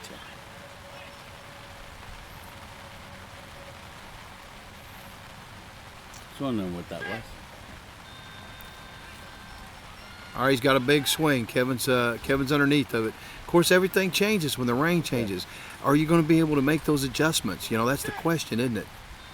Oh, he hits a big ball right up the middle of the field. It's hanging. Eric's looking up for it. It hits the ground. Eric's after it. He's safe. Wow. Bang, Wow. bang, bang, bang play. I tell Eric you what. made a great defensive effort on that. I tell my players, you got to keep your face towards the ball. And that's one of the things I notice about Eric out there. He keeps his face towards the ball. Even if it's in the air, he's got his face towards the ball. He's got both ears pointed at where the ball's at. So he's really got a nose for where the ball's at. Steve? I'm not doing a thing. Almost got you there. Well, We're back up to Aaron. He's 2 for 4. 13-11 now. Well, it looks like the Jets are trying to win this inning, isn't it? Yeah. They're pushing back. 13 to 11. When one team pushes, you got to push back, and Kevin's pushed back. And it's going to force the Thunder to put some runs on the board in the top of the 6th, or else we'll be going. Yes, second game. Oh, All right, he line shot it down drive the line. Foul ball. Didn't make that corner that we were talking about earlier. Or else we'll be going to a second game. Yeah. This has been a quite speedy game. Moving along real quick. Well, with as many outs as we've had, put outs in the field, not strikeouts, not, pitch counts, all that aside, there has been a really good defensive game played today.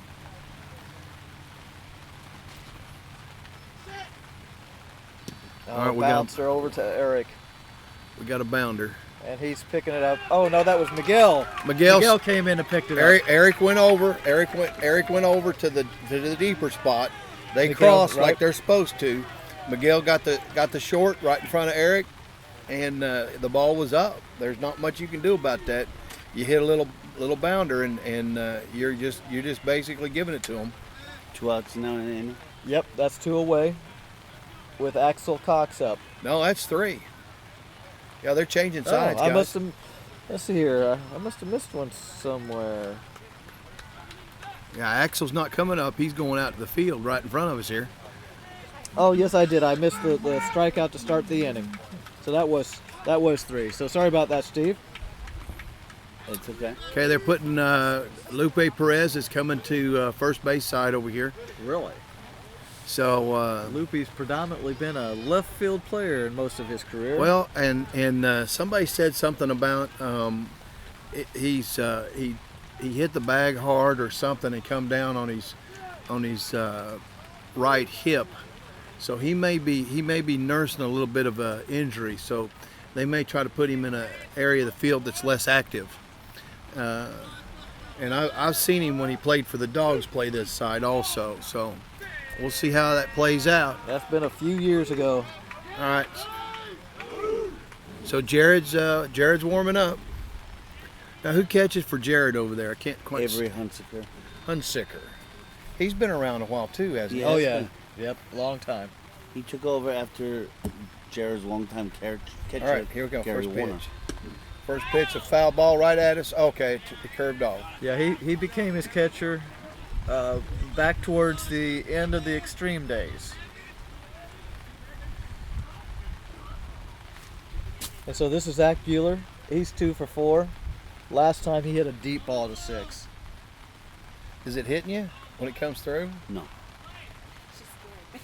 Yeah. All right, we got 1 strike. Jared steps up, ball's up. Foul ball, top of the bat, straight back. So that's 2 foul balls. We got 20 on the batter. Now this is a lot of times where they go ahead and take that pitch. I don't know if he's going. Yep, he's got his arm down so he can pat his leg, so they know where the timing's at. So he knows where the ball's at, and he pats his leg. Technique started by the Taiwan home run several years ago. You know, it's amazing. You do something that's right, and people will adopt it. Oh, That's a big deep hit. ball to right left field. Big- Is it fair? Oh! Oh, Richie ran, but the ball looked deeper than it was. It was actually a 100-foot pop-up. And Richie He circled the ball and then come back on it, and it was just a little bit too late. right You know? on the L1 line. Yeah, he didn't fumble it or bobble it. It was just a high pop fly, and he got over there behind it, wasn't going to let it get by him, and he circles around the ball, and when he finally gets it up, it's just too bad because Mr. Bueller's already touched the base. Yep. Now we have Corey White, who's 3 for 4, and he's hit everything to left field. Everything to left field. A short pop-up, a couple ground balls, and a long fly. But everything to left field so far. Well, Jared's pushing back. Kevin pushed, Jared pushing back. He's saying, get some of this, get some of this. That brings it to within a 1-run game. Pop up, right at the plate, straight up overhead. Jared's got the ball.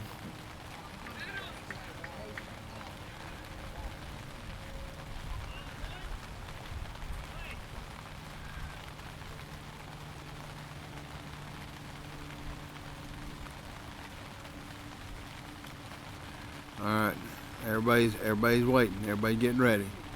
Batter's up. Jared's up. It's a grounder. R3. It's- Under Richie.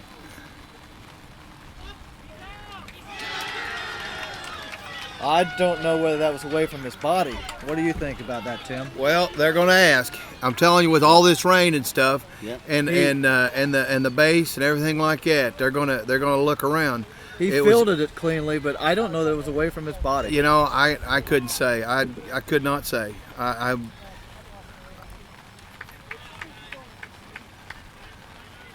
I'm telling you, it was an amazing play and an amazing run. So Jared seemed to think it was a run. He had his arms out like safe, and the umpire called the out. Now, is it still tie goes to the fielder? Mm-hmm. It is. So if everybody says it's a tie, then they're going to give it to the fielder. That's one of the differences, right, Steve? Yes. So one of the differences on the game is tie goes to the fielder. So we'll wait and see what the he's asking all the umpires what they saw, and there's some of them where he had to look this way and then look that way. So And he definitely had the ball in his hands. that's right. Definitely. It's just whether or not he had it away from his body. Yeah, he had it. He had the ball clean, but we're still waiting. He's out. Rule him out. Yep. He went around and asked every angle of every umpire that he could to double check, and they said that he had the ball up and away from his body. So We've got Corian White now. He's 3 for 4, and 2 of his balls have been straight away center. And we have a 1-run game with it being 13-12 Jets with 1 out in the top of the 6th. just 1 out. Uh-oh, we got a little hopper. There's Not gonna a make foul. it. Doesn't make 40. Doesn't make 40. So Richie was at the 40-foot line before the runner was. Richie's wanting this game pretty bad. And like we said before, experience, he's got some new guys. They got some new guys on the Jets, but they have some guys with some real experience too.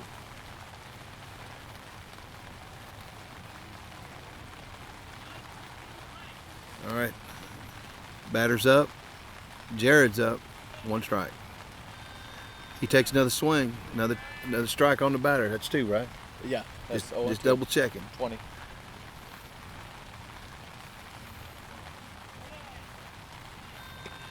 There he goes with the leg tap, so it's 21 now. So batter's got to go on the pitch.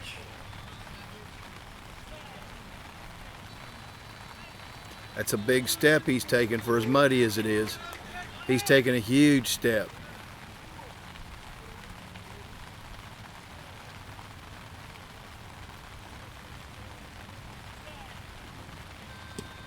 Foul ball. Hanging in there. So that's- Full count.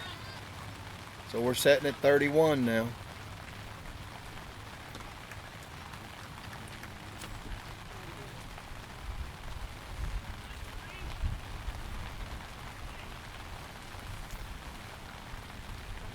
All right. Batter's up. Jared steps up, ball's up.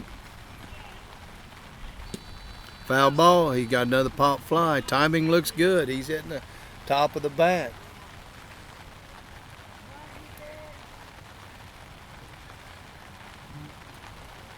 Jared doesn't even have a towel out there. Or I guess Avery's trying it off. No, actually Booker came out with a towel to. Not for the ball though. That's for the bat and the batter. Oh, okay. Yeah. They're not doing I much tell you, with the no. ball. No, Jared, he plays no glove, no. No towel. He's rolling it in Yeah. his shirt a little bit, He but is. I'd say that shirt's wet enough that ain't gonna help much. Right. Exactly. I always carry if it's raining like this, I always put a towel on my hip and try to keep it under the tail of my Oh, shirt. there's a strikeout. Oh, 2 away. Oh man. We're down to Kyle Lewis. Kyle Lewis is going to have to score here to extend the game to the bottom of the 6th, or we'll be going into a second game. Yeah, Kyle each struck team with out one last time victory. too, didn't he? He did. So he can get a piece of it, and he's not one of the Dicus or Rodriguez boys. He's got to hit a deep Yeah, ball. he lives on power.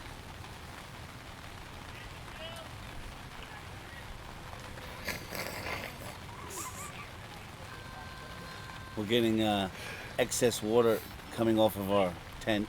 The tent builds up a little bit of water and then kind of. Scares the lovely Heather, Graham Mathena's wife.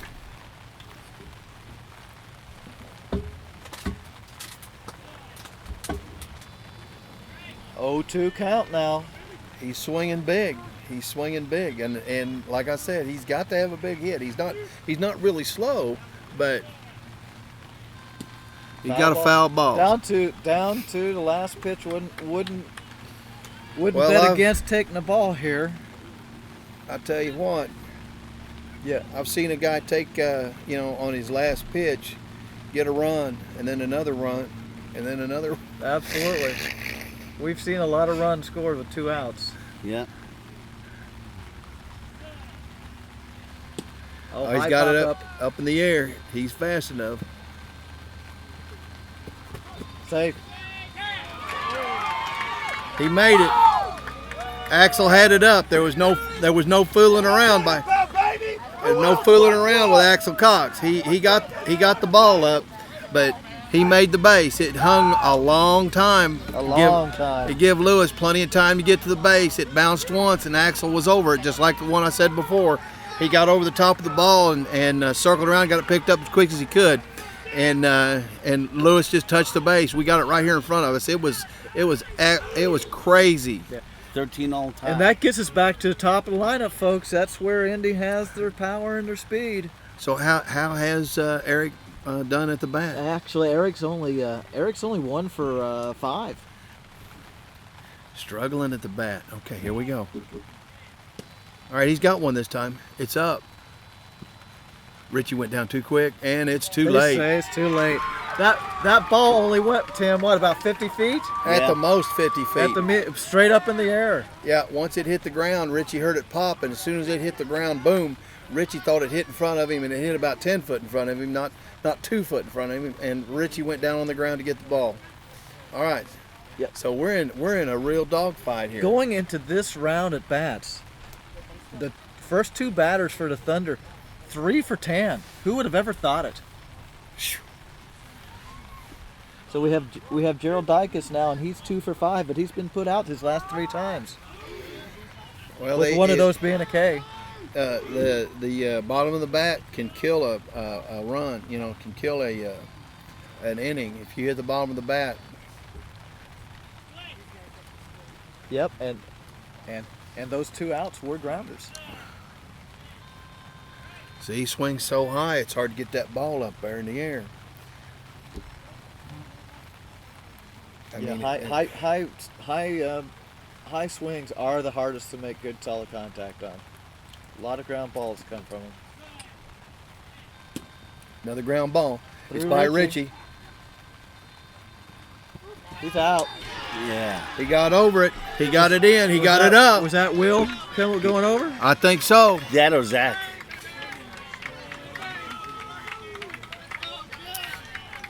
All right, how many do they need to win? 2. Two to runs, win. 2 to win. Going to the bottom of the 6th inning from Mohawk Sports Complex. 2019 Beat Baseball World Series Finals between Indy Thunder and San Antonio Jets. Indy Thunder have the lead right now at 14-13. And San Antonio needs 2 to win, and then we will go into a second game. Not a typical finals game that I can remember like this. I mean, the closest that I think came to it was Look at all that. Is that blowing in on us? 2011 maybe? On your Yeah, clipboard? but yeah. Well, it was when we were out there, and it is No, blowing it's- in a little bit too. I think we got a leak, dude. I got one here right over my papers. Yeah, and I felt one back here too. Well, we're down at the 5th hitter for San Antonio, Axel. And Axel is 3 for 4 so far. The only time he's been put out was on a K. Where's your And umbrellas? he's predominantly went to left field and one up the center. All right, he's back at the 40-foot line. That's Kevin's starting position. He gets out there and he surveys the field. He looks at his batter, focus, concentration. Everybody knows this is how he does it. We've got Axel, Lupe, and Zach, the first 3 hitters, so it's going to be difficult for the Thunder to shut them down to either send it to extra innings or else the game's going to be over. I'm telling you what, it could go either way right now. Yeah. There's no guarantees in this game. Oh, that was a late swing. A little late and a big dip. Yeah. I don't think Kevin was expecting him to swing around his belly button. So we got 1 strike on the batter. That was better timing. The timing was better, and the bat speed was, or the bat position was a little bit higher. Kevin was still over the top. Comes the 3rd pitch. Hit the bottom of the bat. So 0-3 count.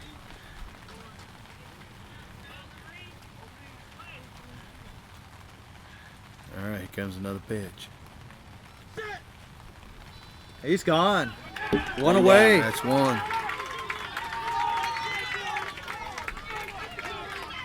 That brings up Lupe, who had a long L4 last time.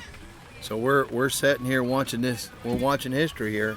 Yeah. You know, Kevin's been working these guys, and he's played the Thunder a couple of times. This absolutely has been one of the best championship games that we've had in recent memory. All right, here's Lupe Perez at the plate. He's setting up. He has a little ritual he goes through. Turns his head. He's ready to go. Kevin pitches. It's up in the air. Oh, it's a foul ball. This goes another game. Well, if this goes another game, I wouldn't be at all surprised to see Lupe in the starting lineup next time.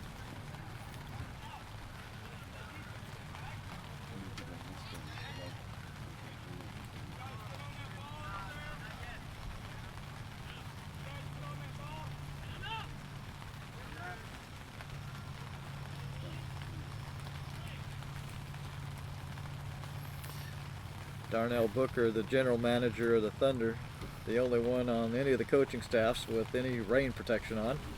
All right, he asked the players if they could hear the ball, and I guess it worked. Lupe's all over it. Like I said, once the ground gets a little wet, and the batter tries to make the adjustment for his foot slipping or whatever the case may be, the wet bat, that changes, and the pitcher's got to make that adjustment to where he's at now. And the ball's absorbing more water, which Gets is making it heavier. Oh yeah. Grounder, that's going to be a foul. See, if I were the pitcher right now, I might be considered asking for another ball. Yeah. Just get it back to the right weight, and I did that the other day. All right, Kevin's on the mound. Got 3 strikes on loop. Oh, he's Clean down miss. on strikes. Wow. Clean miss. That is the 9th strikeout of this game for the Jets. Kevin is just Yeah. dismayed about something. I don't know what happened at the plate, but Kevin he just stood there like he couldn't believe it.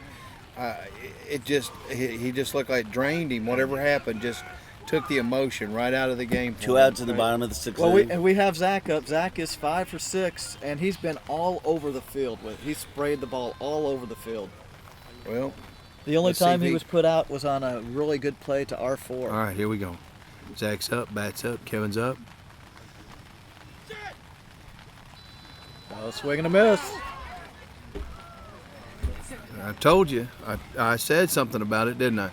The bat went flying out into the field. He took a swing, and the bat come out of his hand. It's all wet.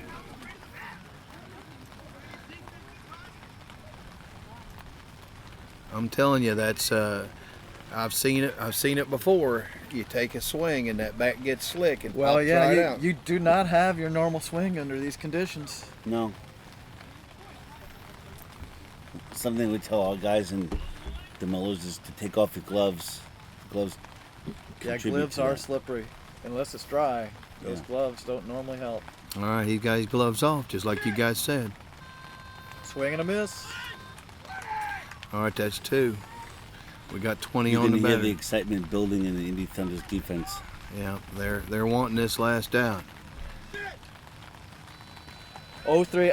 You know, this may not sound like good sportsmanship, but if I were the Thunder right here, I would not. I would consider calling a defensive timeout. You're just mean. That's what you are. There it goes through the middle of the field. Oh, off of him. He's safe. Bounced off of. His foot. He put his body out.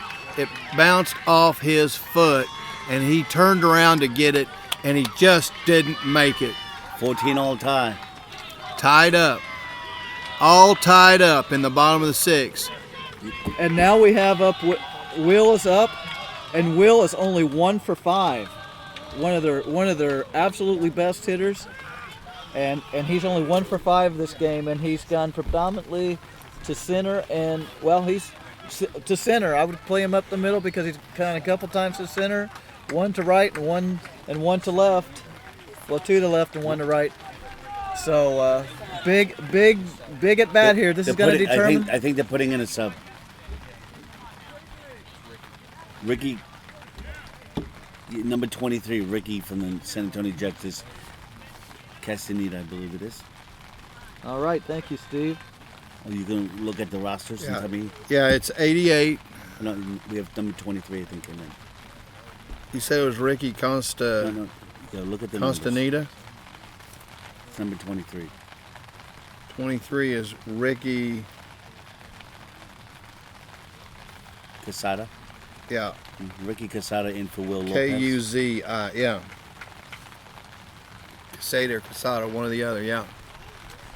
Well, we're either going to have a game-winning hit here, or this game's going to go to extra innings. Yep.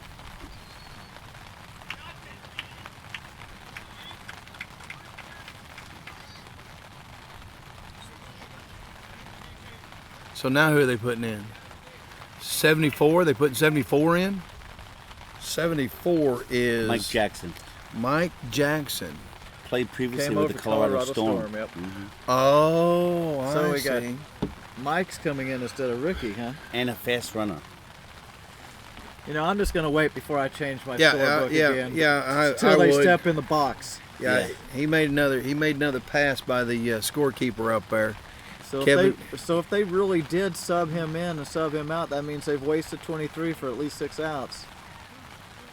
Well, they got to have it. You know, that's what they know they got to have it. Absolutely, yep.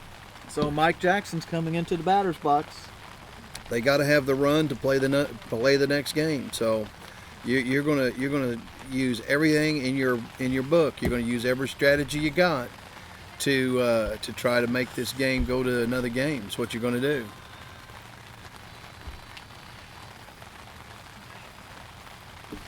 So it is Mike Jackson, I'm pretty sure, come to the plate. Man, He's a big man. He's a big man.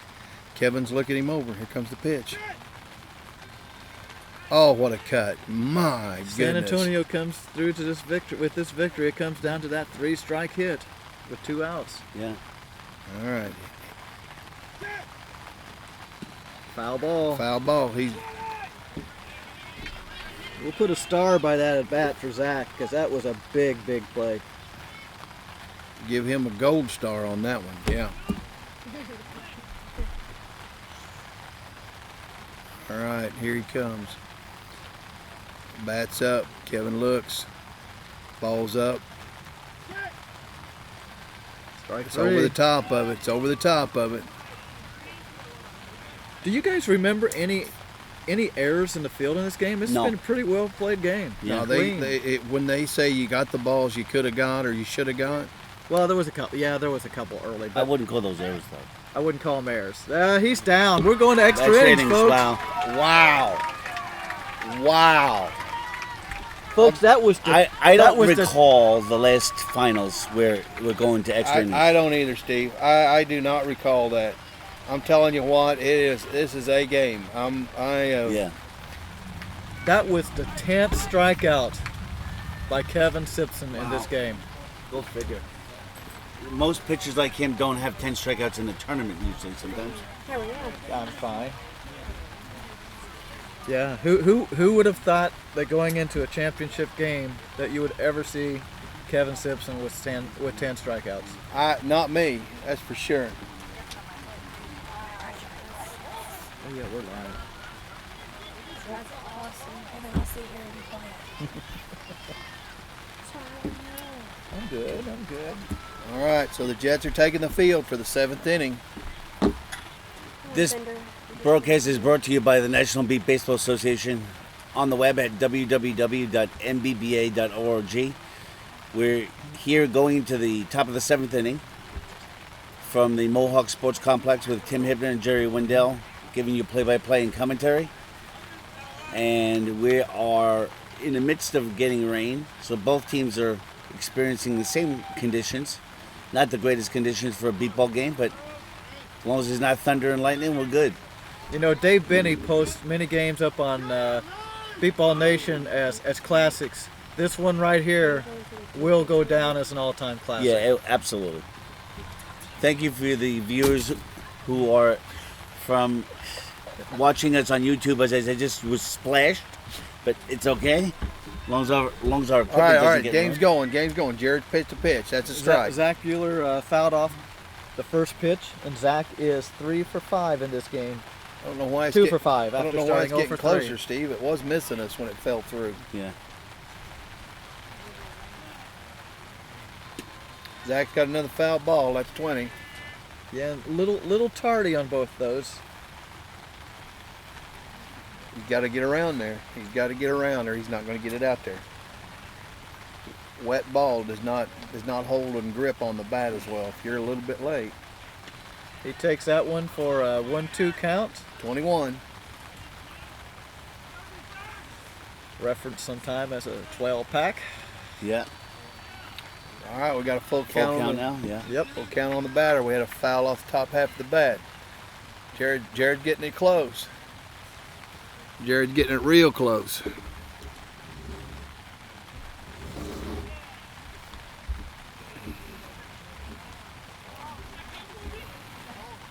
Ball went dead in the middle of a pitch. Don't think I've ever seen that before. I don't think I've seen that one either. He drawed back and all of a sudden just said dead ball. That Comes one a new one. Doesn't sound particularly good Well, to me, but as long as it's San hard- Antonio's happy with it, It's hard to hear with the water sprinkling on our tent like it is. it is. Yeah, the rain really isn't as hard as what it may sound if you're picking that up on the microphone. I mean, it's It's a raining. shower. Yeah, it's like a spring shower, and as you look around, you don't see the clouds. They're just, they're just light clouds and some rain. Oh, he goes down on strikes. Yep. Heavy ball to light ball, and the change, So How many strikeouts for Jared in this game? I'll count them up for you.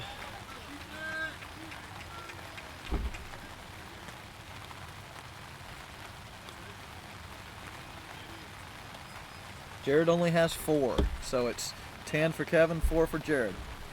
And Corey's up, and he's 3 for 5. I sure do appreciate you, Jerry, taking such good care of the statistics like Yeah. that. It's almost like, Good swing. almost like having Rob Weissman here. Jerry, And what's the Jerry's a count good right now? statistician. One strike. Here comes second pitch. Jared's got the ball up. Oh, That's nice up in pop the air, up. but I don't think it's going to make it. Nope. About 20 foot, rolls back a home plate. Thunder would take a pop up from Corey White any day. Oh yeah, that's he was halfway to the base before that ball even touched the ground.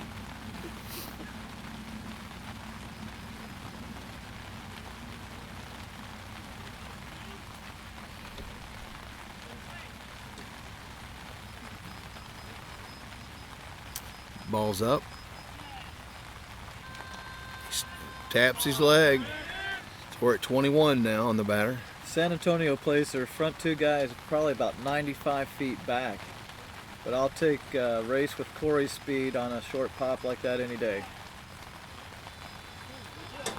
Oh, bat flies out of his hands. Man, that went into the Jets. That went into the Jets dugout. Luckily, he had already started slowing down with the bat. Dave Benny he's worked up. Dave Benny is he was walking away from the plate. It almost got him. Well, we hope everyone stays safe during those situations. Oh yeah. Flying bats are Absolutely. never a fun thing. I'm sure Dave's probably contributing to the San Antonio broadcast over there, and I'm sure he probably has some words. Probably so. In his own right way.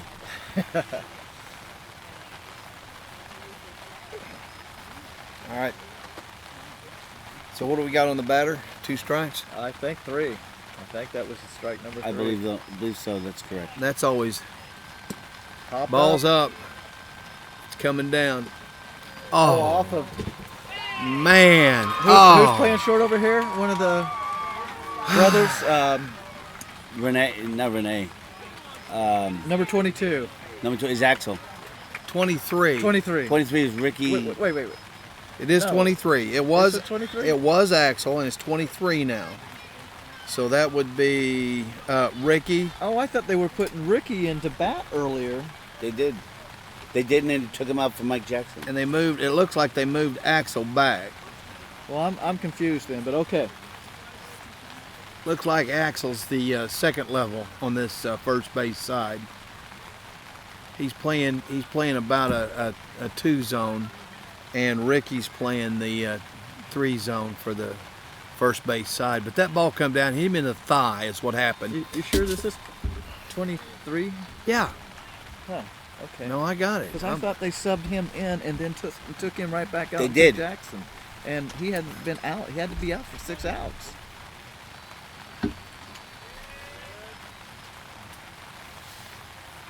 Watch out.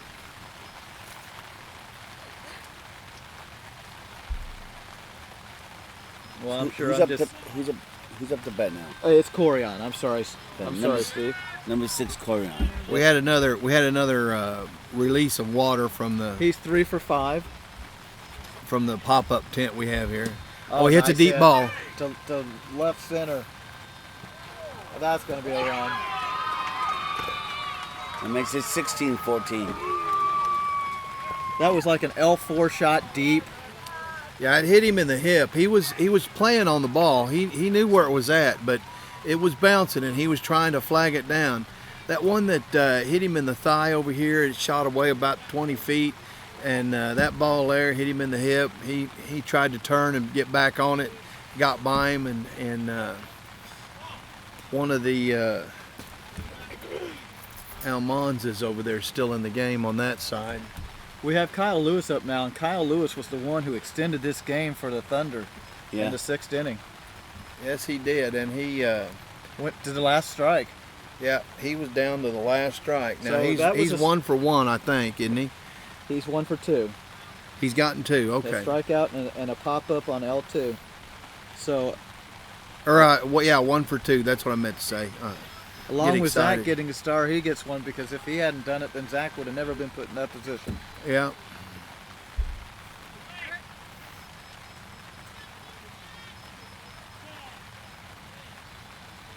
Big swing. Kyle knows how to swing big. I'll tell you that. He's a tall kid. Kyle's 6'2", 6'3", long and lean. Yeah, I've Not as lean as he used to be, but still long. Yep.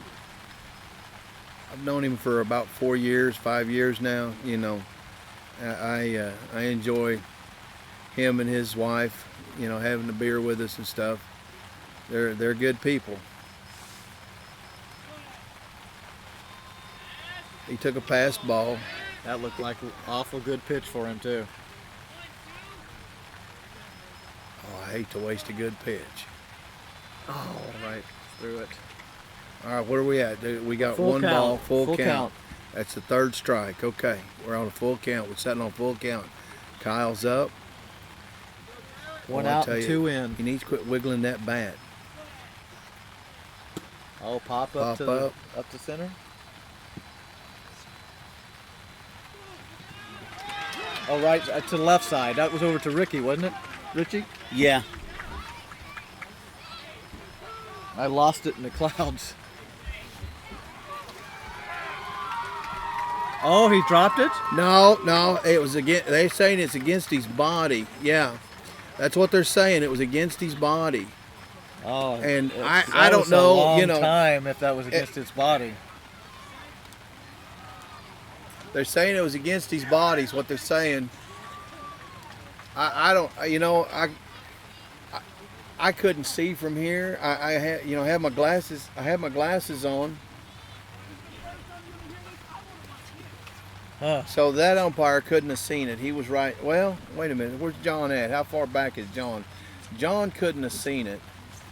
So John's going to have to defer. And Robert didn't see it because he was behind him. So he's probably going to have to defer. And Eric Rodriguez was just swinging his bat up at the plate, warming up, and it flew out and hit the San Antonio bench again. oh, wow. And then now he's going to go over and he's going to talk to his son. I mean, if he had that up against his body, he was against his body for a long time because from the time he picked it You up know, until Kyle hit the base, that was a good couple steps. I couldn't see from here if it was against his body because a lot of the players They just just turn barely it up. Yeah, they just and I think his thumb was behind it. I'd have to look at a replay on I could not do it just from what I saw. I tell you, to try to recant what I just saw and say that it was this way or that way. I feel for these umps, but it was close to his body. I will say that. Yeah, because a lot of them are taught just simply pick it up and turn the ball up. Yeah. Turn the ball up off the ground, and it's so hard to tell whether it's against the body still or not. Hey, honey, Jennifer, do we have dry paper towels over there still? Would you run over and grab just a couple of those paper towels? He's calling him safe. Thank you. Dry off this equipment here. We don't want it shorting out on us. We have people depending on us here. Price is out talking to Richie, explaining why he called it what he did. Kevin's getting the explanation as well. Hello to everyone back at the Renaissance watching this on YouTube. Thank you for tuning in. We're if the run is awarded, then it's 17-14, Jerry, correct? That's correct. 17-14 in top of the 7th. And how many outs? Just one. A strikeout to start off the top of the inning by Zach, but 3 runs since then. Brings us back to the top of the order with Eric Rodriguez. Eric is 2 for 6. Well, they've cleared the bench. I don't know where they put the bench. Where'd all the bench players go? All of the Jets bench has left the area because the bats flying, and most of the crowd is still right down that line. I think we've had one into the crowd, one into the field, and 2 into the bench, I think, if I remember right.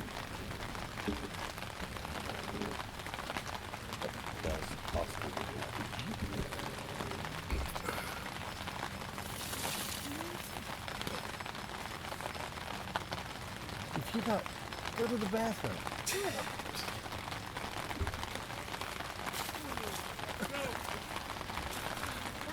All right. We're going. We have Eric Rodriguez up the bat. The controversy's over now. So the run was awarded, and the call was because he didn't have the ball away from his body.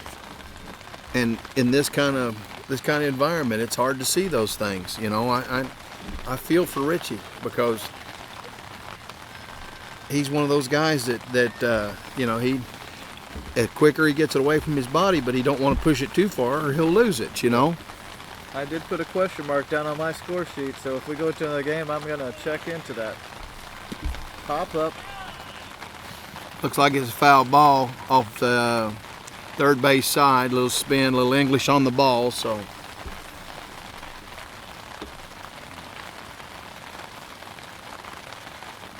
Jared's wiping the ball with that wet shirt.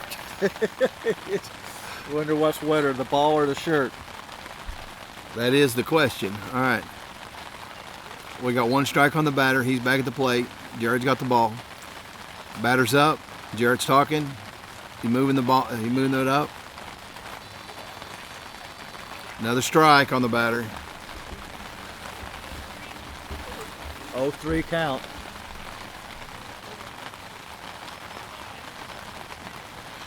All right. So that's He didn't even. I think it's 21, isn't it? I thought it was 0-3, but he didn't even. He took that ball. He didn't even slap his leg. It was 3. It was 3. You're right. It was 3. Goes down on strikes. Down on strikes, 2 outs now?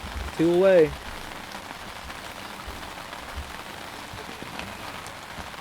That brings up Gerald Dykes, who's been retired his last 4 times at bat. Another thing that I don't remember happening in a long time. Yeah. He's 2 for 6 after, you know, scoring the first 2 times and then going down 4 in a row. Swing and a miss.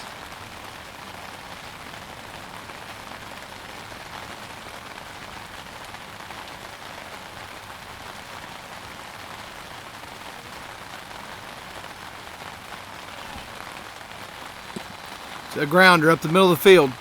Richie's on it. Oh, he dropped See, it. there you go. That's exactly what happens. Yep. That's exactly what happens when they force them to push it that far away from their body. Richie went to pull it away from his body and it slipped out of his hand, hits it right on his back, rolls away. They make another run. 18-14. Oh my God.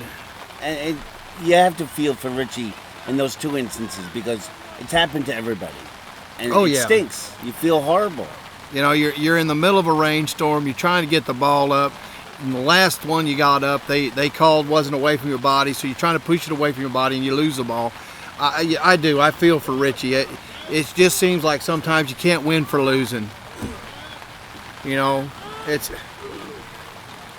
Back up to Zach Bueller. He started out the inning with a strikeout, and he's 2 for 6 in the game as well.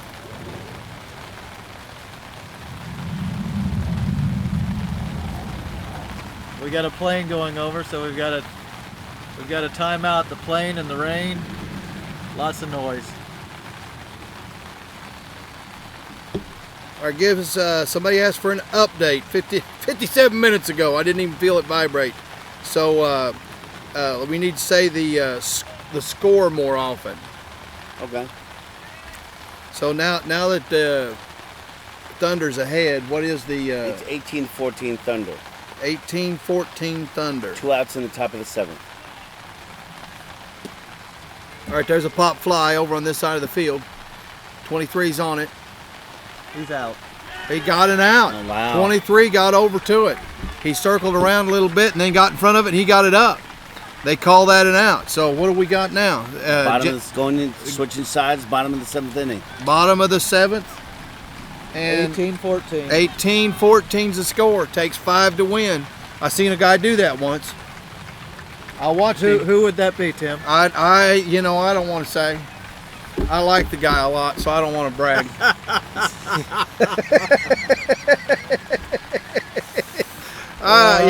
You know. This is a reminder for all those who are viewing this on YouTube at the Renaissance or any other hotel in the Tulsa area. The MBBA Awards Banquet will start tonight at 7, and the cocktail hour will start at 5:45. That means Timmy will be there about 4:30. Probably so. I'll be there whenever the games are over, I guess. Here, we need to tilt that and get that extra water off of this table because it's coming towards us. I've got the, you're just going to hand swipe it. Okay, all right. Excellent. We don't have to tilt it. I ain't got to pick up the microphone. So, all right. Here, put that under here. We'll just put that down here next to the chairs. Thank you, Timmy. Even though it's coming down straight, it still blows around a little bit. Yeah.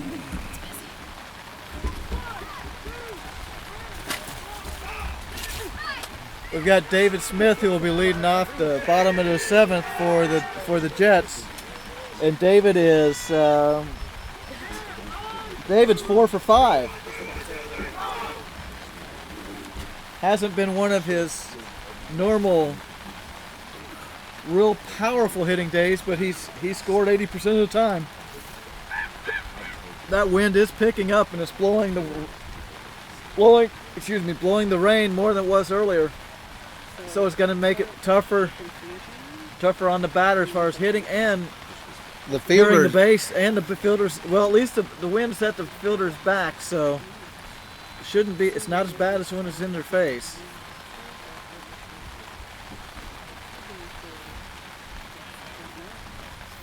It's kind of a crosswind, don't you think, Tim? yeah, it's coming in off third base side. There's strike 1 to David.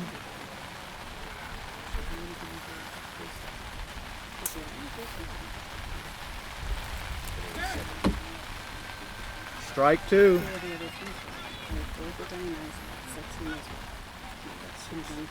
It's unfortunate that this game is going to end one way or the other under these kind of weather conditions. Agreed. Well, you can say that again. Strike 3. But then I guess what it comes down to is who can make the adjustment. You know, I mean, I'm not for or against either team. I like both guys. All right, he hits one. To Rodriguez. Hits him in the legs. He's got it up. Wow. That was hit to an L3. Yep, it was 3 zone right up the third base side. Rodriguez, it wasn't right to him. He had to make a move to get to the ball, but he did. He made the move he needed to make. Got in front of the ball and got it. He got it up in the air. Now we're to Aaron. Aaron's only 2 for 5. in the world are you doing? You know, it's never done that before. It's always fell over there. I didn't think one shower was enough to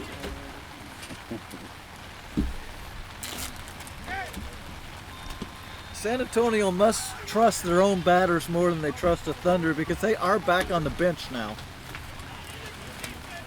Yeah, they've got all of them back on the bench.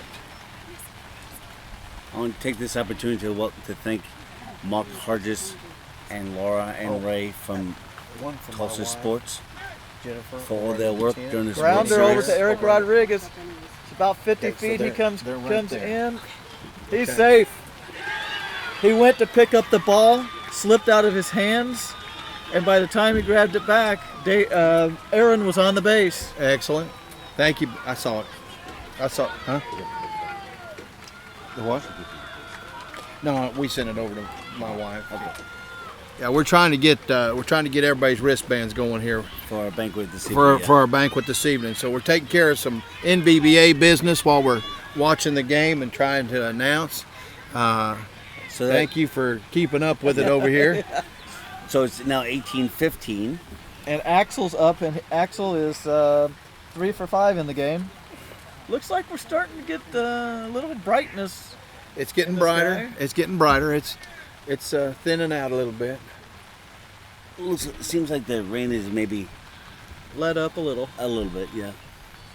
But thanks for Tulsa Sports for all the dedication and hard work that they've put into this week. He hits it down third base line. May roll foul. Rodriguez is in front of it. He's He's got it up. He scooped it. He got underneath of it with both hands. I tell you what, he's got the technique. I do not know who taught him how to play, but whoever did, he has learned it well. He does not showboat. He gets over, gets in front of the ball, and he gets it up. 2 outs in the bottom of the 7th inning, 18-15 Indy Thunder. Lupe Perez, and Lupe is 1 for 2. I want to congratulate the Visit Wichita for winning the bid for 2021 World Series, and Visit Beaumont, Texas, for winning the 2022 Beat Baseball World Series. So we got 3 World Series lined up at what is it, Iowa? By Is next it- year. Next year will be July 26th Is it Ames? to the 2nd of August in Ames, Iowa, and then Wichita, then Beaumont, Texas. Yeah, I'd like to give a shout out to Tulsa before, they've been Let's see what happens here. strike one on Lupe. Yeah, I think Tulsa's done an outstanding job with the facilities, the fields here, and the hotel. the transportation's been good. The hotel's been good. I do. I think we did a pretty good job here. I think Oklahoma showed a lot of heart. A lot of congratulations to Jan Trappick and Judy Bird and Oh, Kathy Quinn. you bet. Because I take care of some of the equipment, but Pop up by Lupe. it's not going to make it. It's about 30 foot. Rolls 1-2 back. count. Rolls back to the. What? Just Kevin and Miguel talking to each other, I think. No. Eric's pulling a leg. Oh, is he? It's like he's hammy spurting him or something. If this goes to a second game, he may be in trouble. He'll tough it out. I He's know a he young will, kid. but you don't want anybody to tear anything up. No. Grounder to Rodriguez. He's over. No, he didn't get pick it. Up. He didn't pick it up. No. He didn't pick it up, did he? He called him safe. The umpire called him He safe. did not pick it up. He didn't have No, control. Absolutely. He did not So- pick so it up. he's going- 16. That could be I'm going to mark that down on my score sheet because that could It could be a real critical- turning point of the game. Sends it back to He the got top over order. it. He fumbled a little bit. He did not get it up in control, and they made the base. That's just how it goes. Once again, we're talking about the wet ball, and what's happened. Yeah, I don't know how that wasn't picked up. Well, it's a wet ball. Well, no, Timmy, I understand that. It's just it looked like he had it in plenty of time, but it never came off the ground. And they got their dinner tickets, and I told them they're sitting at Tulsa Sports Commission, so they know that. We've got Zach again, and Zach is 4 for 6. So here's 2 for Mike. Made a critical run last time to extend the game. 1, 2, 3, 4. Thank you, Missy. Appreciate you. We also special thanks to the aggravation and organization of putting together the banquet is being done by Missy Lakowski, who's part of the tournament committee and works with Jan Trapping. So thank you, Missy. We're multitasking here, people. Earlier this week, we want to give congratulations to Blake Boudreau, Jared being reelected as president. Yes. Jared awarded as second vice president. Swing and a miss by Zach. Cassie Knipp and Jamie Simpson being think elected that's to Zach, the board of dude. directors. Oh, they took Zach out? This is Demetrius. Demetrius? Demarius. Demetrius Morrow, number 2. Yeah, so they pulled Zach, and we got D up. Demetrius Morrow, also from the Colorado Storm. Oh. Oh, they almost got it. Wonder- His timing's good. Wonder if two outs?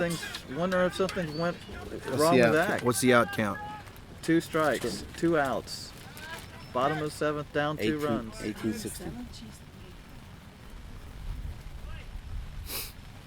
All right, something was coming off the Thunder sideline. And that is the Oh, World I Series. missed a strike there. That's a K. 11 strikeouts for Kevin, but that gives the Indy Thunder their 4th championship, defeating the San Antonio Jets in the 2019 Beat Baseball World Series 18-16 in 7 innings. Man, I'll tell you what, guys. Jerry, do you want to try to pull somebody from the Indy Thunder? Yeah, let's take a look and see what Player of the game. player of the game. I would have to probably maybe Maybe put Corey White. Corey White. Yeah, Yeah. I'll go get Corey, and I'll be right back. The celebration continues in the middle of the field. Was it 18 to 16? 18-16. 18-16.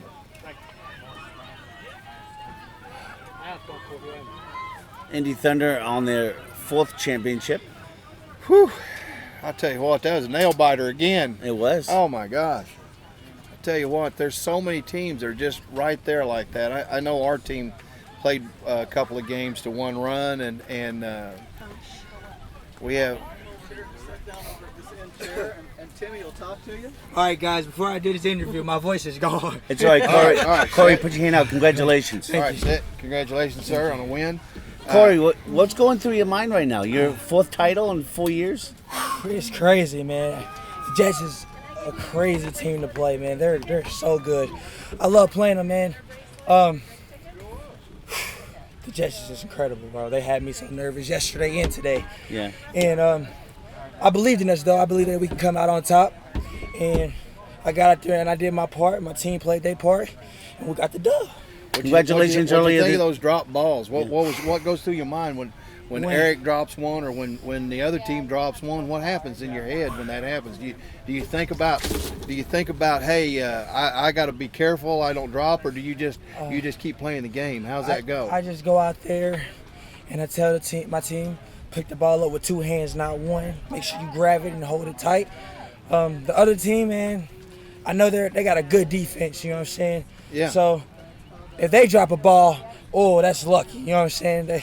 You just okay, yeah. You just look It's at lucky. it. Yeah. What was the weather conditions like?